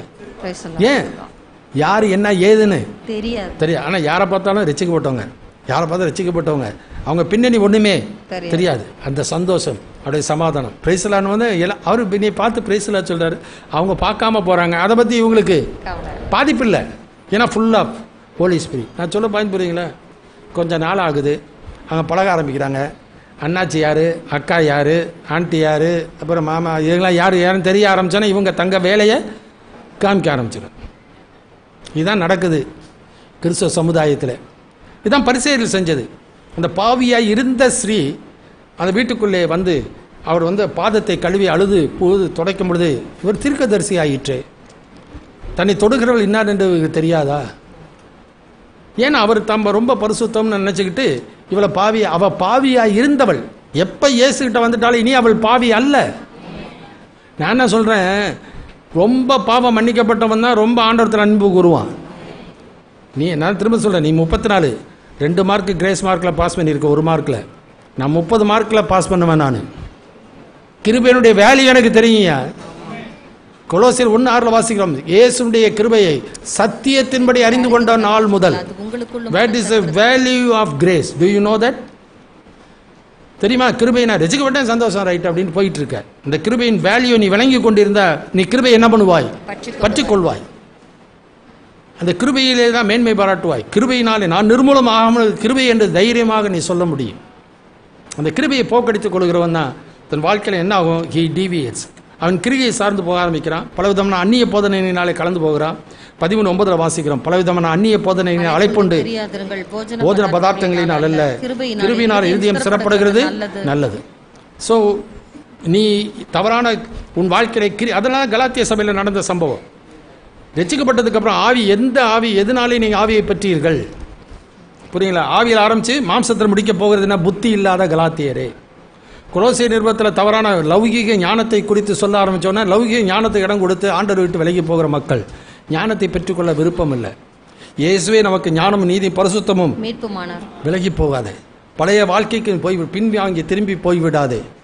எது சத்திய மார்க்கமோ நமக்கு நியமித்திருக்கிற ஓட்டத்திலே பொறுமையோடு என்ன பண்ணுவோம்? ஓடக்கிறோம். இல்லாவிட்டால் மாறுபாடான 2 வழிகளிலே நடக்கிறவன் அவற்றில் ஒன்றிலே விழுவான். அவருடைய முடிவு என்னவா இருக்கும்? 6ஆம் அதிகாரத்தில் வாசிக்கலாம். 6வது வசனத்திலிருந்து எபிரேயர் 6:6. மறுதலித்து போனவர்கள் தேவனுடைய குமாரனை தாங்களே மறுபடியும் சிலுவையில் அறைந்து அவமானப்படுத்துகிறபடியால் மனம் திரும்புகிறதற்கு ஏதுவாய் அவர்களை மறுபடியும் புதுப்பிக்கிறது கூடாத காரியம். எப்படி எனில், தன் மேல் அடிக்கடி பெய்கிற மழையை குடித்து தன்னிடத்தில் பயிரிடுகிறவர்களுக்கு ஏற்ற பயிரை முளைப்பிக்கும் நிலமானது தேவனால் ஆசீர்வாதம் பெறும். முள் செடிகளையும் முள்பூண்டுகளையும் முளைப்பிக்கிற நிலமோ தகாததாயும் சபிக்கப்படுகிறதற்கு ஏற்றதாயும் இருக்கிறது. சுட்டெரிக்கப்படுவதே அதன் முடிவு. சுட்டெரிக்கப்படுவதே அது. என்னில் கனி கொடுக்கிற கொடி எதுவோ அது அதிக கனி கொடுமை சுத்தம் பண்ணுகிறார். கனி கொடாது இருக்கிற கொடி எதுவோ அதை வெட்டி அக்கினியிலே என்ன பண்ணுகிறாராம், போடுகிறார். That is domination. அழிவு தான் வரும். மாம்ச சிந்தை மரணம், ஆவிக்குரிய சிந்தையோ ஜீவனும் சமாதானம். எனவே டூ நாட் வேவர். இந்த பக்கம் அந்த பக்கம் வலது கலப்படம் சாயாதே. எது நமக்கு நியமிக்கப்பட்டிருக்கிற வழியோ, எது ஆண்டவர் நமக்கு காண்பித்த மார்க்கமோ, எது ஆண்டவர் கற்றுக் கொடுக்கிற சத்தியமோ அதிலே தான் நடக்க வேண்டும். இதை துவக்கினவர் யார்? இயேசு. இதை முடிக்க போகிறவர் யார்? இயேசு. எந்த மனிதனும் அல்ல, எந்த மார்க்கமும் அல்ல, எந்த ஸ்தாபனமும் அல்ல, எந்த ஊழியரும் அல்ல. என்னை ரட்சித்தவர் கர்த்தர். என்னை விசுவாசத்தை கிருபையினால் ரட்சித்த அந்த கிருபையை இன்றைக்கு நாள்தோறும் தருகிறவர் இயேசு. அந்த கிருபையினால் ரட்சிக்க மறுபடி வரப்போகிறவர் இயேசு.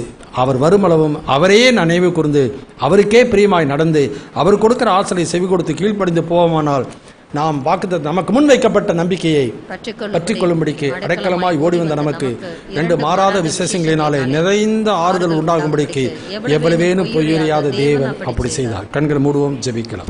அன்பின் பிதாவே, நீர் கொடுத்த அந்த ரட்சிப்பினுடைய ஆண்டவரே மதிப்பை நான் உணர்ந்து கொள்ள உண்மையே எங்களுக்கு கொடுத்து இவ்வளவு பெரிதான ரட்சிப்பை இலவசமாய் கொடுத்த அந்த தெய்வத்தை நான் மறந்து விடாமல் நினைவு கூறும்படி கொடுத்த இந்த பந்திக்காக ஸ்தோத்திரிக்கிறோம். அதை நினைத்து பார்க்கிறோம். எங்களுக்கு கொடுத்திருக்கிற வாக்குத்தத்தத்தை நான் நினைத்து பார்க்கிறோம். அதற்கு நான் எப்போதும் ஆயத்தப்படுத்திக் கொள்ள ஆண்டவரே எங்களுக்கு குறைகளை எங்களுக்கு மன்னித்து இரத்தத்தினாலே கழிவுகளை சுத்திகரித்து பரிசுத்தமாக்கும். இயேசுவின் நாமத்தில் வேண்டுகிறோம் பரமபிதாவே, ஆமென்.